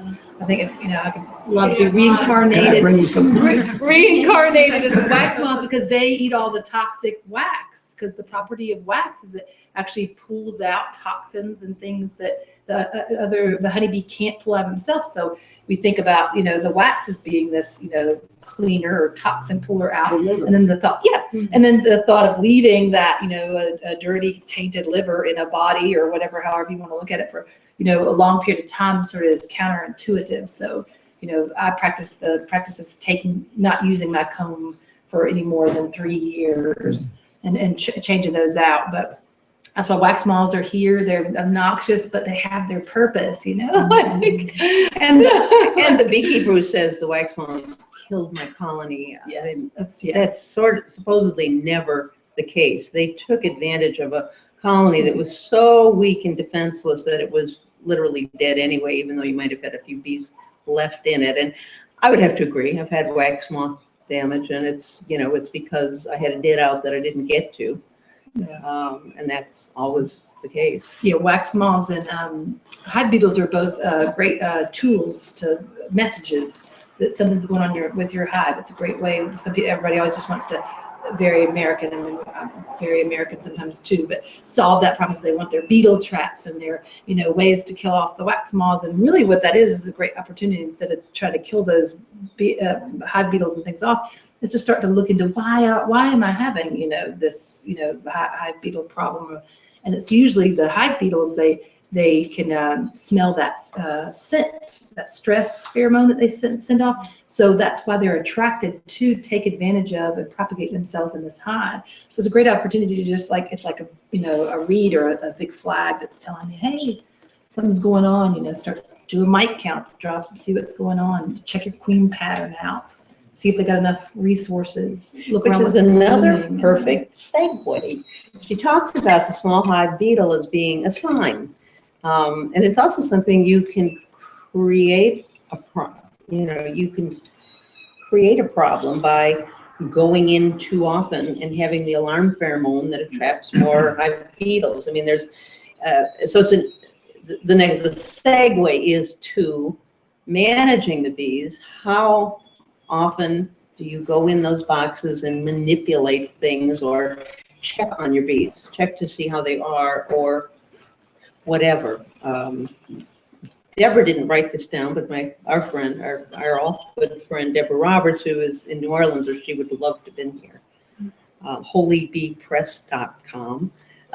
Anyway, Deborah has, what does she call them? State of the Union? Well, she has a name for the inspections, and she likes, and she's very much a hands-off, honors the bees, all about the sacred aspect of bees and stuff. A spring inspection. Did my bees make it through the winter? Do I have a queen? Are they going to be all right? Do they need food? Because actually they'll often starve in the spring when the population grows and they get big and they need something to eat and nothing's bloomed or it's too cold to get to the bloom. So she has a spring inspection, big one, and a fall inspection. Are my bees ready to go into the winter? Do I have a healthy queen? And is there enough food in here? And that's it. I mean, she's not like she won't go into her hive out of either curiosity or because she's sensing something, or she observes her bees a lot. She spends a lot of time watching. She spends a lot of time. And this woman, Jacqueline Freeman's Song of Increase, same thing. She spent years watching and listening and being with them. And both these women, they have learned an awful lot from watching. It's like what you talk about, watching pinches on a sunflower. I mean, it's a good connection and it's huge learning. Yeah. So, so that'd be interesting to hear from the beekeepers here, or if there's a question from beekeepers out there about the management protocol. How much intervention? What do you do? I describe myself as a laissez-faire beekeeper. I mostly give them a safe place to live where the bears can't get them, and I don't do much. They a couple times have called me when they needed intervention, and I've been able to provide that for them. I haven't seen a queen in a year and a half. I mean, sometimes I try to, do a quick look through, but I mostly trust bee wisdom. Most of the time, they're wired to take care of stuff. These new things like the varroa mites and things, these are new for them. But for a lot of things, they take care of it themselves if they're able to. So I let them do it. And I've been lucky. I guess I've been keeping bees this time for maybe 7 years now, and I think we've lost 3 hives over that 7 years. But some of that has been just stumbling into intervening right at the time they needed it. You're also very, very conscious about leaving them food. I mean, the number 2 way, the bees are dying, according to the experts. Yeah. Varroa mites and the vectored viruses or the Yeah. stuff that goes Yeah. with, and starvation. And none of us like to admit we've starved our bees, but a cluster of bees in the winter has to be in contact with the honey. And if it's a little bitty cluster, or if they can't get to it, or if there's not enough there, dead bees.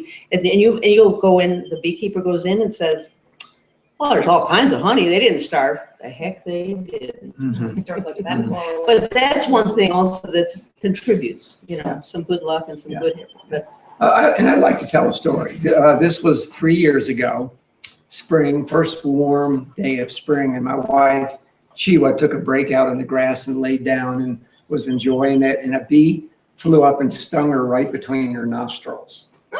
And that's a terribly sensitive spot, and she thought, oh, what did I do wrong? Maybe I ate a banana for breakfast. Banana has a scent like a alarm pheromone for bees. And so, we'd made note of that. And the next day I was mowing the little bits of grass we have 100 feet from the hives, fruit trees between me and the hives. And I bent down to get the grass bag, and a bee flew up and stung me right between the nostrils. Matching. And I went, Chiwa, we got to go in the beehives. They're telling us something. So I went in, and the first hive looked fine. I saw fresh brood, fresh eggs. Second one was fine. The third one, no brood, no capped brood, no uncapped brood, no queen. They were dying. They're the ones that stung us. So I went back in the first hive where I'd seen day-old eggs, and I took a frame out, took it over to the hive that didn't have a queen. I put it in there, and immediately they went, yeah. Put it on there, and 3 weeks later we had a laying queen, and off it went. So they got our attention. And then I think that there's what now? Did you feed at that time? Did they have No, they had plenty of food coming and going. And I think there's endless, I remember that time that we all got together with, who was it? Was it Ross Conrad? And had that spiritual bee kind of conversation. There's endless thing. People don't get into bees for spirituality, which some people do, I guess. But ultimately, they find you on that path, and they take you there. It's just amazing how, I always have to explain to people, I know this sounds really kooky out there, Asheville, but because I think that's true. I don't get my bees a lot, and I feel they intuitively, I know it sounds kooky out there, but they come to me in dreams. They come to me in visions, and I know it sounds out there. They do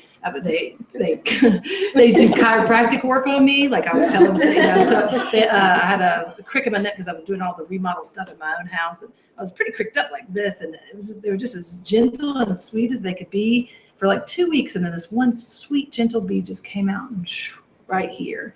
It just gave me a stung, and I thought, I wonder what that was. What message was that? And instantly, it completely fixed the crick in my neck, and completely. And then my son was studying acupuncture. Yeah, my son was studying acupuncture, and he was just like, "Mom, that's the place right there that fixes that." And he said they did chiropractic work too, because it turns your neck at the same time. And, it was like, and I constantly think that they are keeping me. I could have taken off and gone to the chiropractor, but they were like, no, you're employed here. This is what you're doing. And they're constantly doing that, giving medicine. And sometimes if you look up where you get stung, sometimes it's like, it just blows my mind that it's like right there in meridian that you were having something.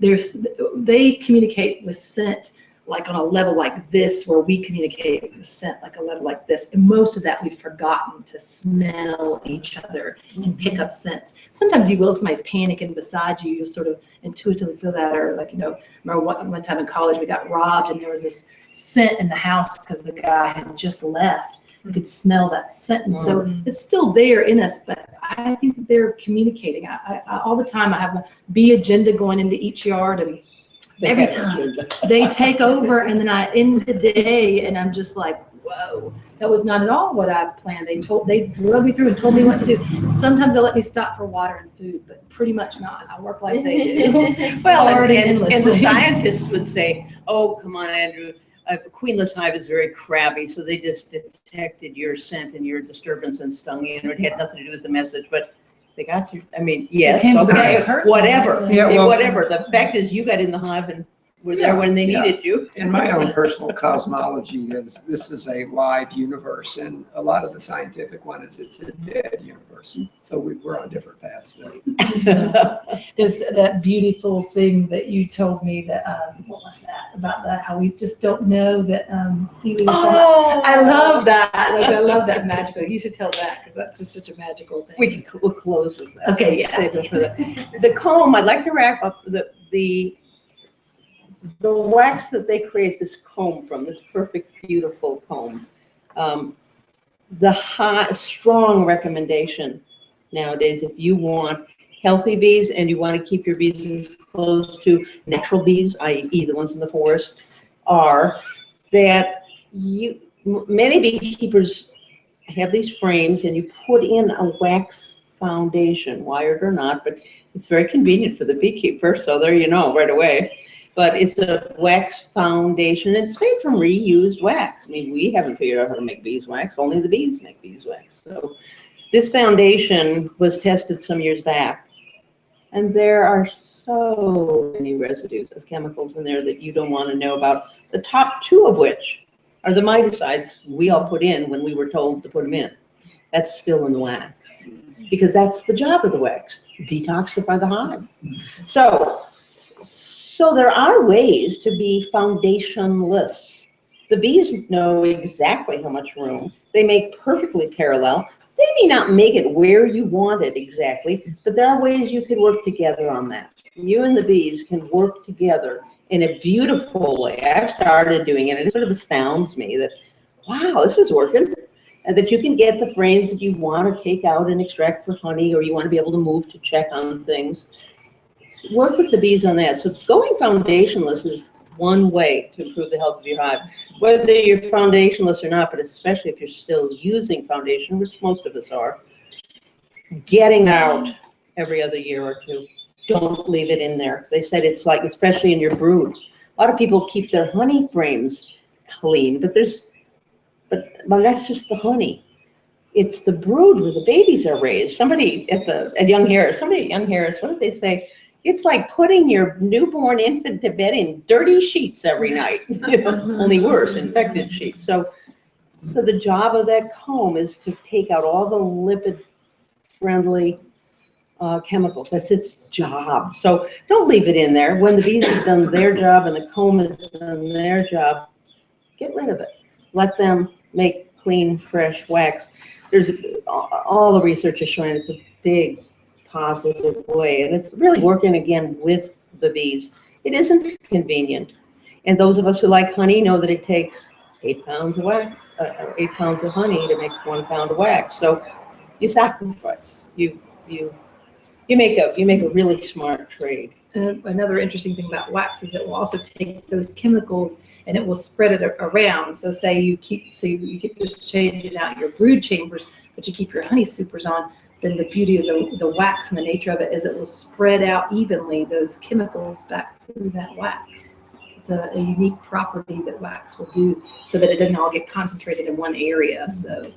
So that, you know, it's important. I also was a bee teacher and a, you know, working at the store. You know, I feel like a lot of people when they're getting started, it's just a lot easier for them to start with foundation and move that other direction. So, you know, I think it's, you know, I hope we can eventually get really good at teaching people how to start from the beginning without foundation, but it's also a really good way to get started and then start dropping in your foundationless frames. And it's one of the positives for people doing the top bar hives. The bees don't, you know, bees go up and down. They don't necessarily go this way. It works in Kenya as a way to hang it from. I mean, the bees, I'm not sure care much what shape box you stick them in. Once they're in a box, they're going, uh-oh. And, you know, then it's all up to us. But the beauty of the top bar hives is they're shaped kind of like the bottom half of a hexagon. And the bees, you know, when they draw out natural comb in your attic or in the wall or wherever in the tree, they pull. Does it have a name, that shape, that teardrop shape? It has a name, that shape.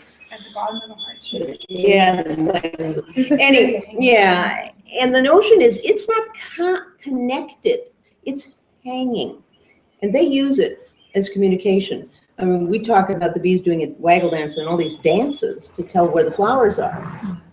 Well, it's dark in there. They're not doing a dance that I'm watching with my eyes taking notes, okay, 40, 100 yards due northwest and then left for, no, they're picking up that information partly through scent, large, you know, but they're also picking up the vibration on the comb.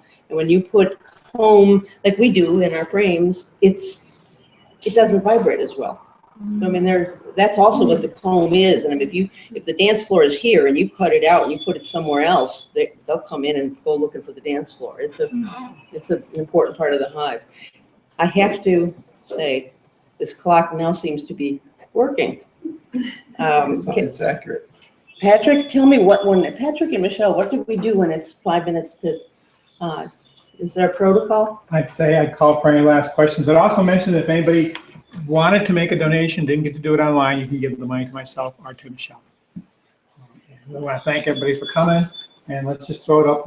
Well, but we didn't even get to the third chunk, not that we advertised it, but we were going to talk about all the wonderful things that can be done to participate in helping to keep the bees. They're endless. I mean, you've heard some here, but the people who were going to lead that were Phil Stiles, beecityusa.org, and Nancy Adamson, Nancy at Xerces, XERCES.org.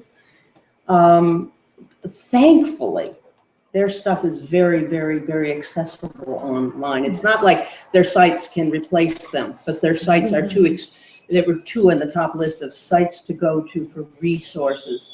Not just for Bee City and not just for Xerces and what the good Right, we have a ton of links to lots of different, same with Bee City. Yeah, so I wish we'd had more time for that, but thankfully we did save the most organized, accessible people to the end. And we had some questions online, but I think we just are going to defer to the living audience. Is there a streaming? Yeah, and here, I mean, you folks that made the trip and came and did your service here, your beautiful service, chime in if you have, I'm sure there's something you just still feel the need to share. So let's try the audience first. Oh my God. We have a gentleman from Los Angeles who was wondering if there was one thing you could tell people to plant.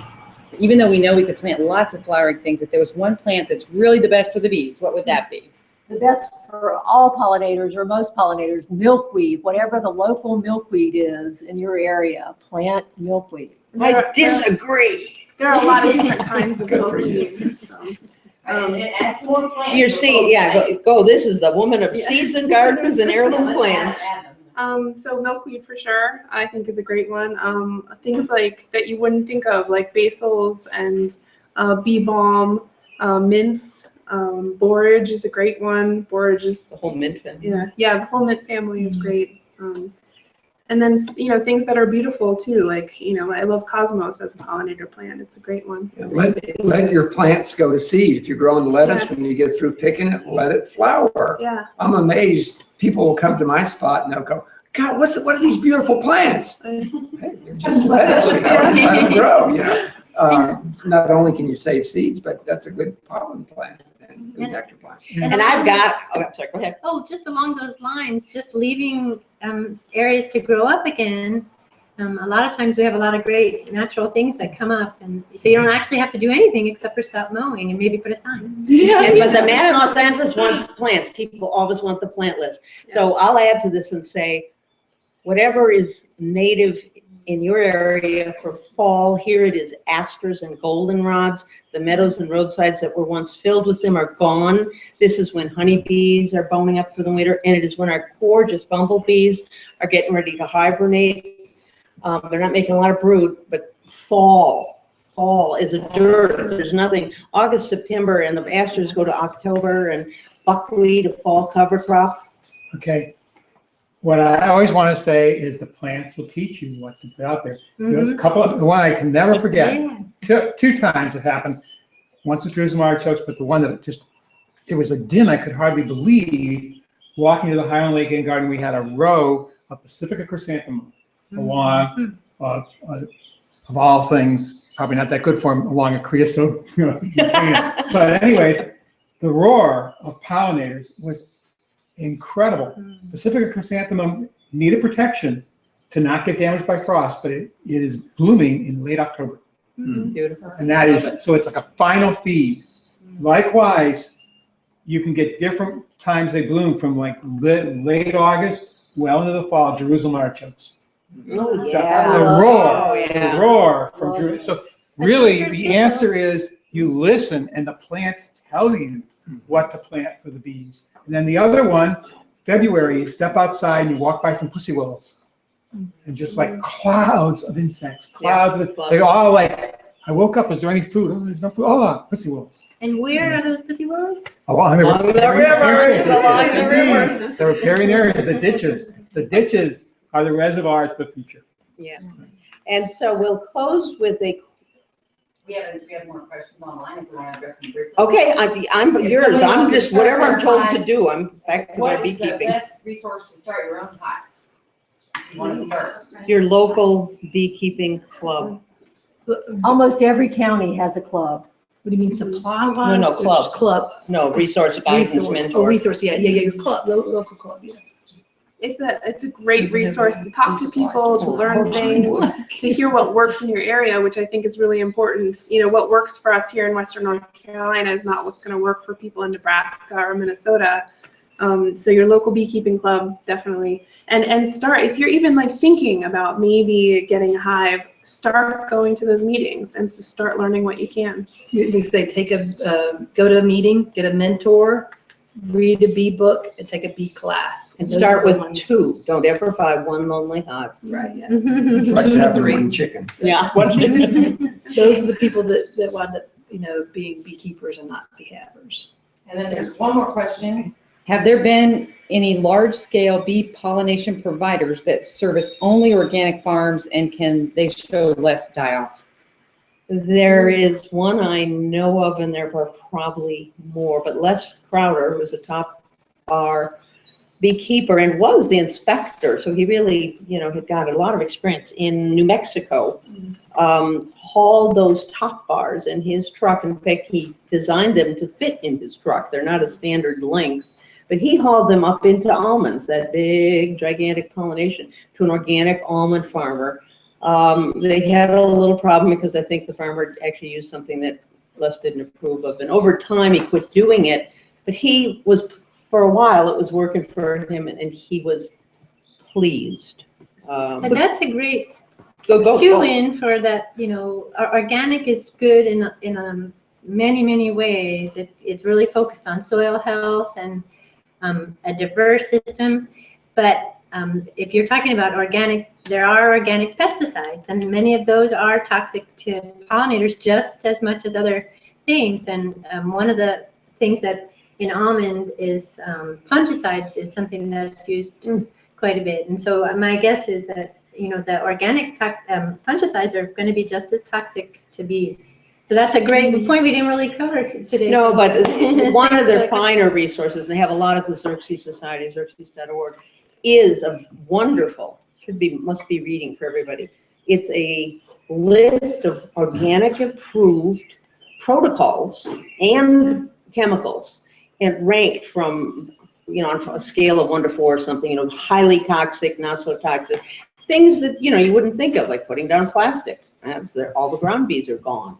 Burning, fires. I mean, anyway, it's a wonderful tool. And if you're an organic farmer and interested in your organic stuff and protocols, Xerces.org, I think, is the best on that. But the main thing is, if you are going to use something, don't spray it when things are in flower. If you have to. Well, and a standard practice for organic growers that every organic grower I know hates to spray. Yeah. Maybe that's how you become an organic grower. Hate to spray. It's like the last thing you want to do. I think most farmers hate to spray. And so if you're going to have to spray, you want to get the best bang for the spray. So we always foliar feed when we spray. So therefore, we always are spraying at dusk. You know, and therefore the bees are in. And most of the sprays we use, they could be we don't really use it like Hygienic. We just don't even use it anymore. It's just, it's nerve poison. I don't trust it, you know. But I understand if you have to use it, but if you're using it at dusk, even though it's very toxic, by the next day, So who you will hurt is those lone bees that are resting on a flower, and you can't really avoid that. But the honeybees, greatest percentage, unless one's lost or something, are back in the hive by then. So it's a little easier that way, just because of the practice that a lot of organic growers follow. I wanted to say too, for the question, the person's question to answer, the reason why it's really hard to find beekeepers that will do that is it's really hard to make a living in it. It's a lot, it's stressful to the bees to move them from one place to another. It's really hard work on the beekeeper as well.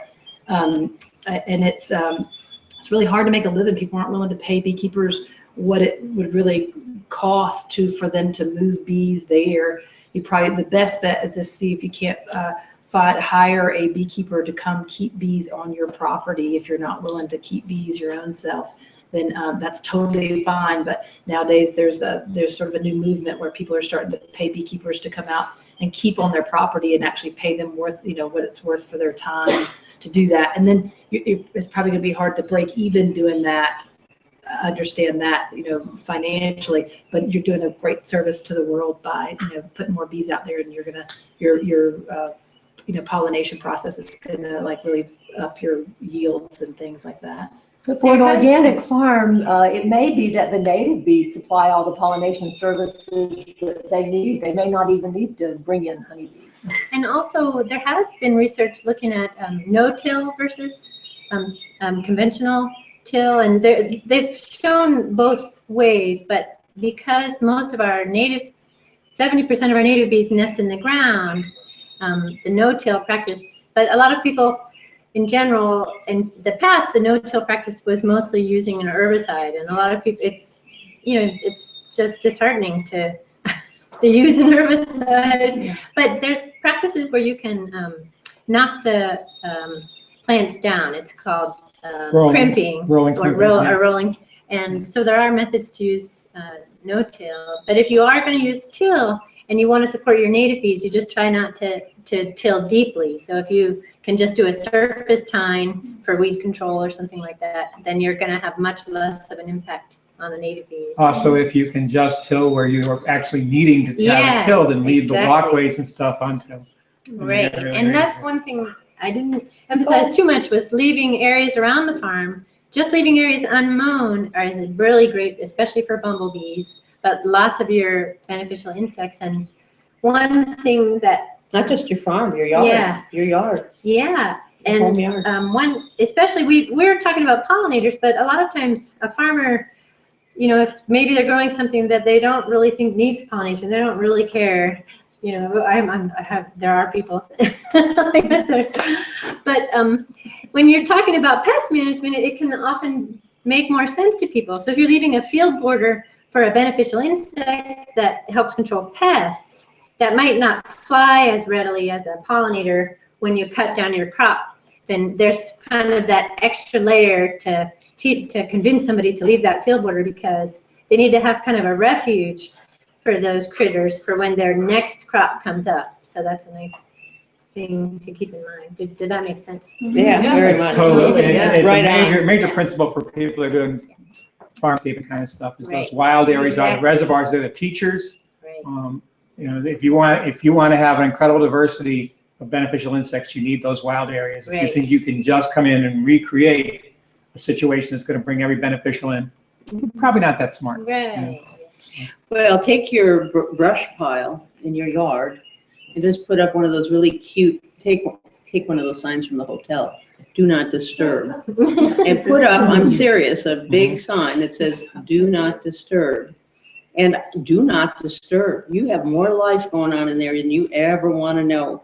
And when it's too composted to support nests, then you got compost. But I mean, the undisturbed area is essential. I mean, you can feed them all you want, but they need a place to nest, raise their little babies, and overwinter and be safe. Well, finally, there was a study that came out of the upper Midwest, I think, last year. Do you remember this? About the dead flower heads, and when they actually surveyed what was in those dead flower heads, they found all of these babies that were overwintering. It was their overwintering home, and normally what we do is we cut down the old flower heads. Well, indeed, the whole concept of garden cleanup. You know, Right, you want to be nice and tidy. It's like, you know, and I mean, I used to really believe that because I get rid of all the pests and diseases. Of course, you get rid of everything. And that is the balance you're looking for. You know? So now, like, we're like into like, well, what are the best plants to have plenty of? So you're sure there's good places, and like we know that comfrey, we know that yarrow, those kind of plants that kind of die in layers. They're just these ideal resting places for everything, including the pest. You know, basically, if you accept that nature works, you accept there's going to be pests, and if you don't have pests, you're going to have bigger problems later. So you just look for those situations where you can let nature create the habitat. And you got to clean up some, you clean up some. I mean, for us, it's always a dance. Like, how many brassicas do we leave because of harlequin bugs? You know? Meanwhile, if we don't have some brassicas, there's all kinds of brassica pests that are controlled by predators that are overwintering on those brassicas.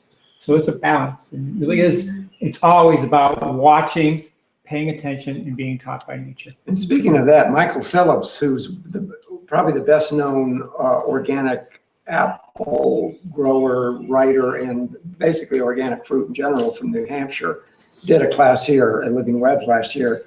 And he was just talking about, and this was so beautiful, he talked about how he gets spoiled hay and puts big dollops of it around his fruit trees. And then he said he learned through observation that the field mice like to get in there in the winter and make a nest. And so I thought, well, that's bad, you know.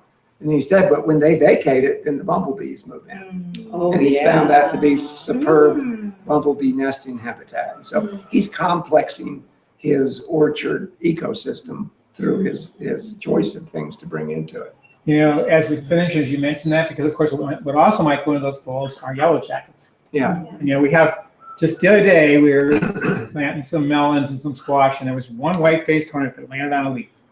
As that insect, what a magnificent insect. You know?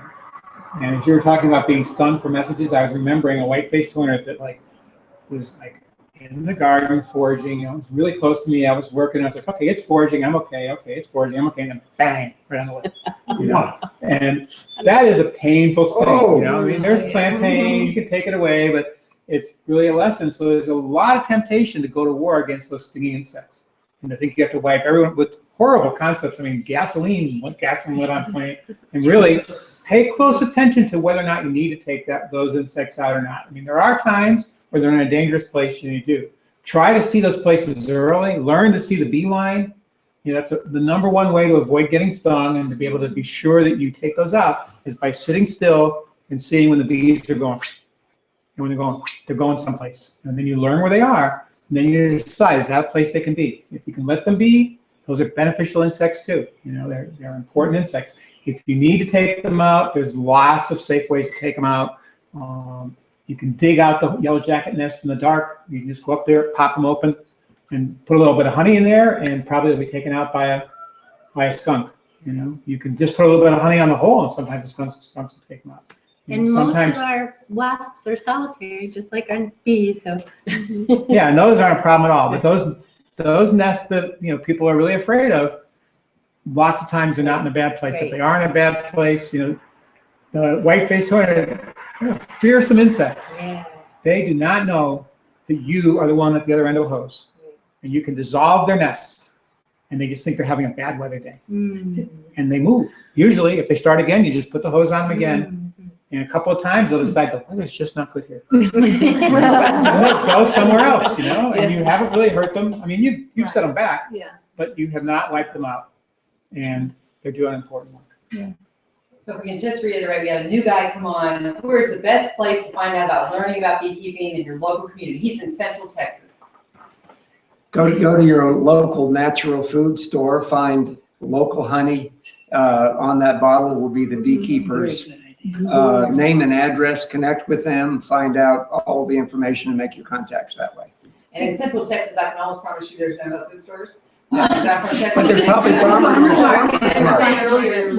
Go to your farmers market. Yeah, or you go Or to. Google your local, county bee meeting, Yeah, right there. go to There's some Google good and type beekeepers in are doing some county amazing and stuff in beekeepers. Texas too, so. But I'm on some closure because this has been a great long day and I want some closure. So I'm going to close by reading the shortest bits from a beautiful blog post that comes from the site of Mark Winston, Dr. Mark Winston, Simon Fraser University, British Columbia, who is the keynote speaker for Bee City USA. He'll be speaking this coming Tuesday night at the Mills River Research Station here. And then Wednesday at the Pack Library, he's going to be talking about his brand new book called Bee Time. He's been around doing bees forever. He's written the best biology book, but mostly he gets it. He really, really gets it. And this is just a snippet, this little bold-faced part from this blog that is titled, Perhaps Beekeeping Should Change. So just in the last couple words, he says, honeybee health and survival can improve, but only through a combination of agricultural change. And I have to say, he was the one who spoke out on Obama's, we didn't get to that, the big presidential thing. He spoke out about that wasn't strong enough. You have to change agriculture. Anyway, honeybee health and survival can improve, but only through a combination of agricultural change and the evolution of beekeeping itself. Here's a session idea for your next beekeeping conference, Audacious Ideas for the Future of Beekeeping. That's what the survival of beekeeping needs. Daring and bold ideas and the courage to implement them. Amen. Oh,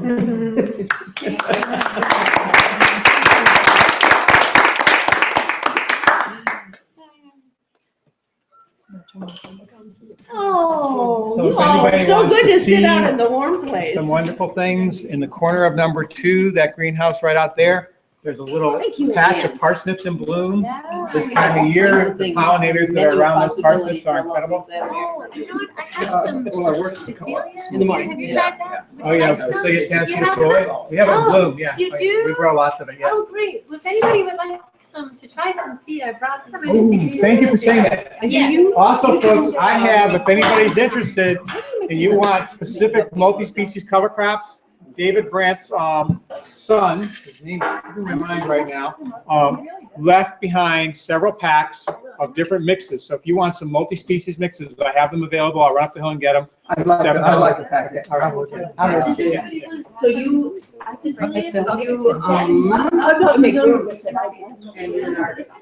Well, I mean, in other words, you like so many folks. How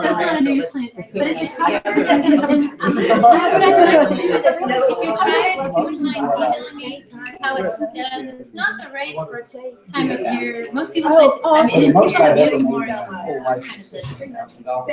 day in March. But I think it'd be nice to try. He said he does it, and I'm growing it for the first time, but I planted it a couple months ago.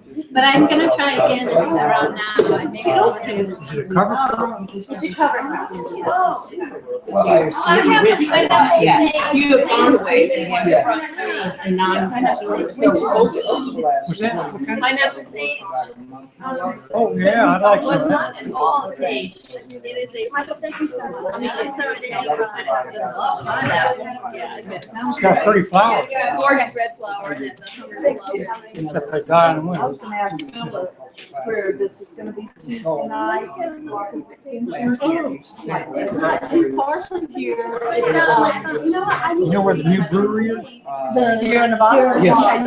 Yeah, you just keep driving, you turn left, you don't I go live, into Sierra I live Nevada. in Mills River, so would I even have to go that far? Could I turn? Get from the Could other I get on side. 191 and Yeah, right? yeah, the road is on up and comes out.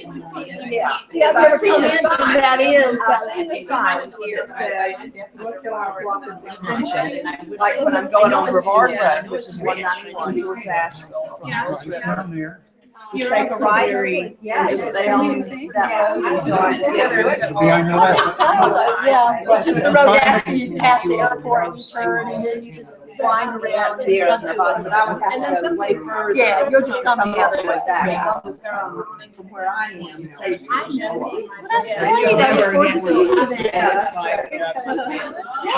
wish I could do that. Well, you'll get there the next day. Well, I hope so. Earlier days, I also worked at seasonal field biology. Phyllis, what's your last name? Stiles. Stiles. Phyllis.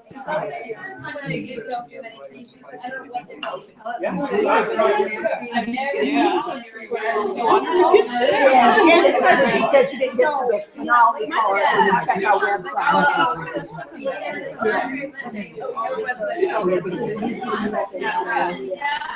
And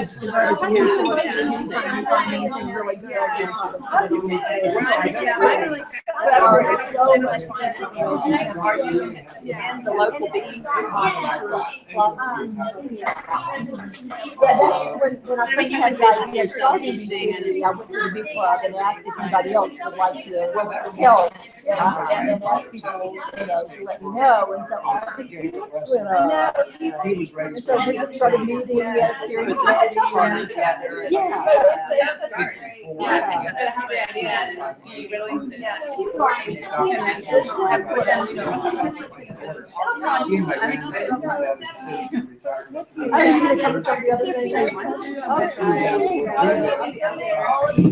So you're not a part of the farm. So you were just taking notes the whole time. I thought you were somebody associated with. No. Yeah, but I want my mouth to be open.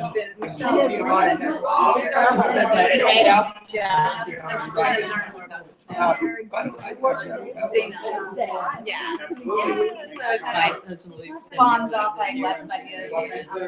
I'll be, if you don't want to get something occupied on the other end, it's sort of an interesting model.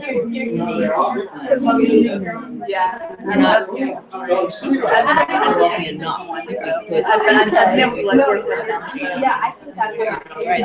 So it's just sort of funny that if one was not disabled, we'd use it all up a year. That's the way our system is. Or if we didn't just get disabled, and we jokingly talk about next time.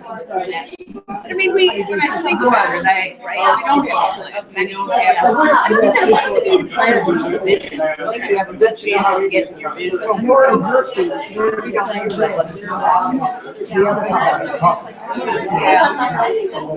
there are lots of It's getting to be where, how much of a house can be living.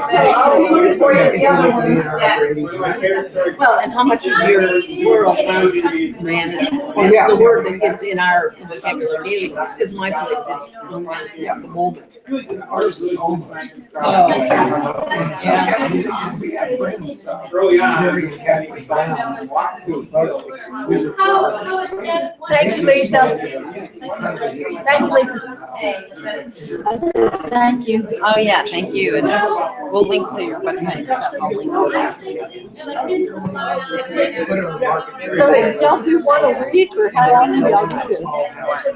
one shoot a week. Yeah. We just do it every time we have a workshop or an event. So it could be one a month, or usually we go the last couple of years we had one event a month. And then we had Meredith, and everyone's helped me go to it. So we went from one shoot a month to like 3 to 5 shoots a month. And some 6, I've had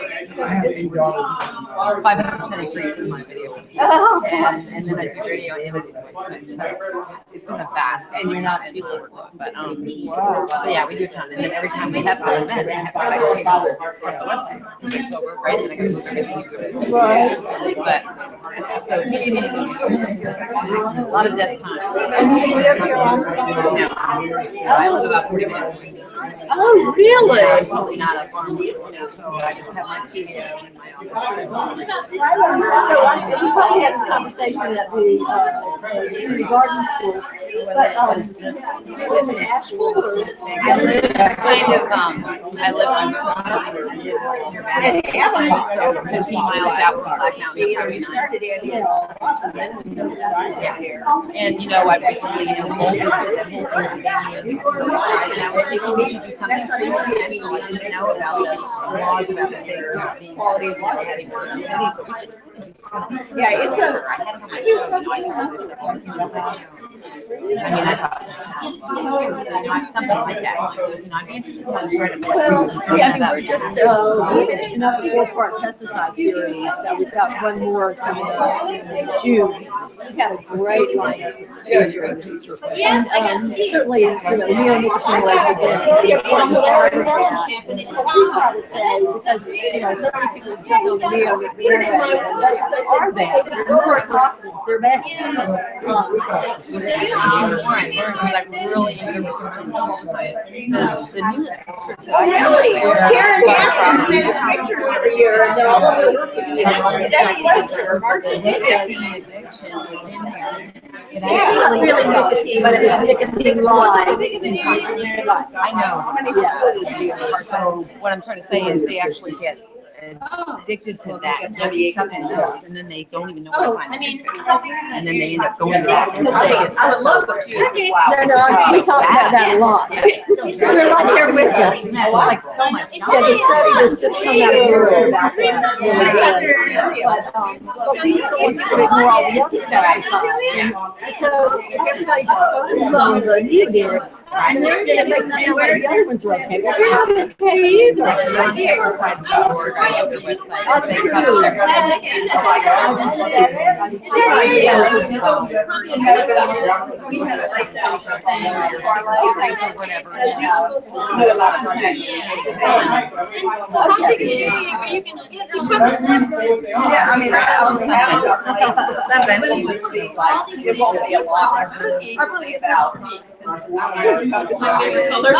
My favorite plant is self-care.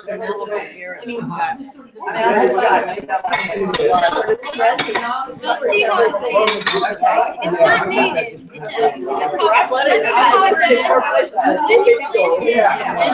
if anything comes out. Jill, do you want to try it?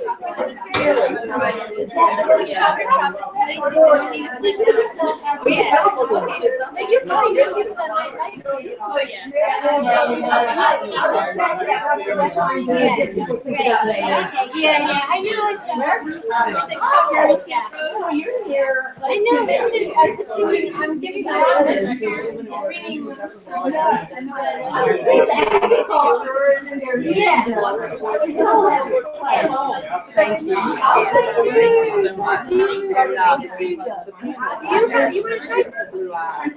I think I noticed it because of that idea, but our panel just had well, okay, well, all I could do was back your feet. Are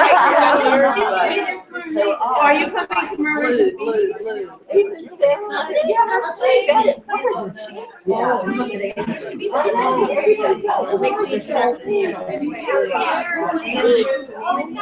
Okay, I'll just what can I write my name?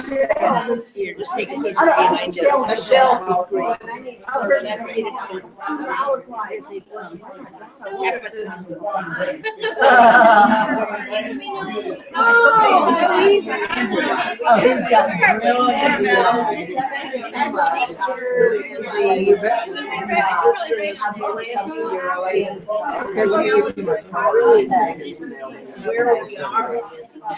Oh my God, that's y'all signed up for it.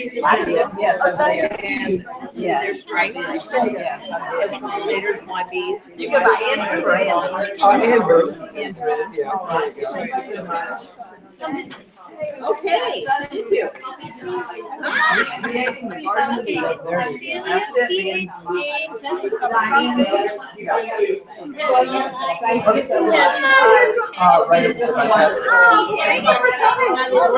Very nice. Well, it's sort of like good food. You put in enough good ingredients, it's going to turn out. And you have a hundred crowd. There you go. Very good. I like that metaphor. My mother always. You carry the seed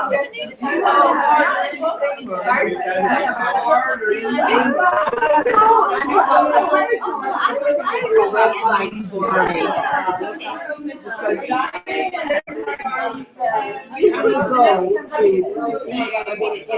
and forgive the where you get and how you get there.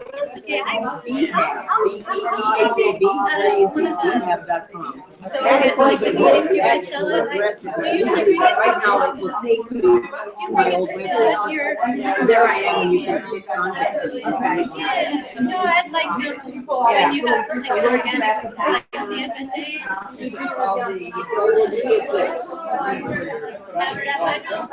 Yeah, right. I'll try to. I can order some.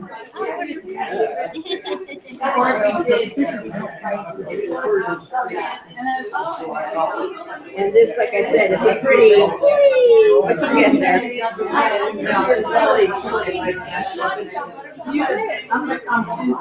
Oh, good.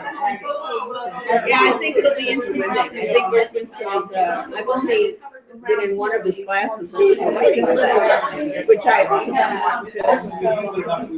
and anyway, he was quite good. At a big meeting, and he was doing workshop. If you fly like you speak, Oh, and here's the Cecilia, get them from her. Get them quick. Get Nancy. You need a bunch of Cecilia.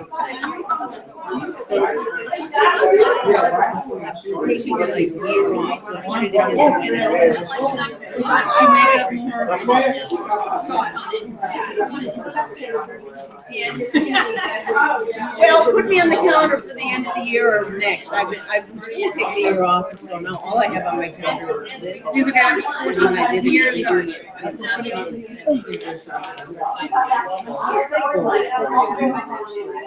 That's the only two events I should have wanted on the calendar. Lost my mom. It's good to see you too. But you know, in the fall, winter, or We'll have to get together. late winter, or next spring, I'd be happy to come. Yeah, I'd love it. That'd be fun. Are you off? Thank you. I hope it was worth all your time and effort. Yeah, I really, you had some real critical stuff you brought to the table. No, yeah, and I hope that's okay, because nobody, I never shut up long enough to let anybody talk. No, but you chimed in always critically, perfectly. Good stuff. Good stuff. So you're gonna need that. You're gonna need that. So like first year, 5 to 7 days. I'll be back in the next, I mean, all things going well. Did I write you down anything? Here, I'll just give you this. This is an email address, which will be good. And I understand that. And for most people, every 5 to 7 days for Get to the movie. You know, it does, but I think it is at the same time. I think it's a learning curve. Like Thursday night. that is what's happening. Their generation is doing that so fast. Here's an email, and like I said, the feedback, the longer you wait, the better your odds of getting a good website. Give it a thank you, but it'll get you there. Okay, Wings of Life. It's a movie, but the guy is really Schwartz, and he also has some nice TED Talks. TEDs or YouTube. More on that. But the movie is. I haven't read There's it. a lot of movies like Well, they're all these I get up crazy early.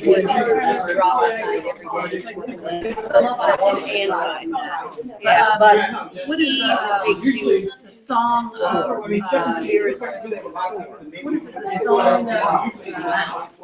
The Song of Increase. And then she's one other kind of like those kind of Zen like spiritual sacred Bee spirit.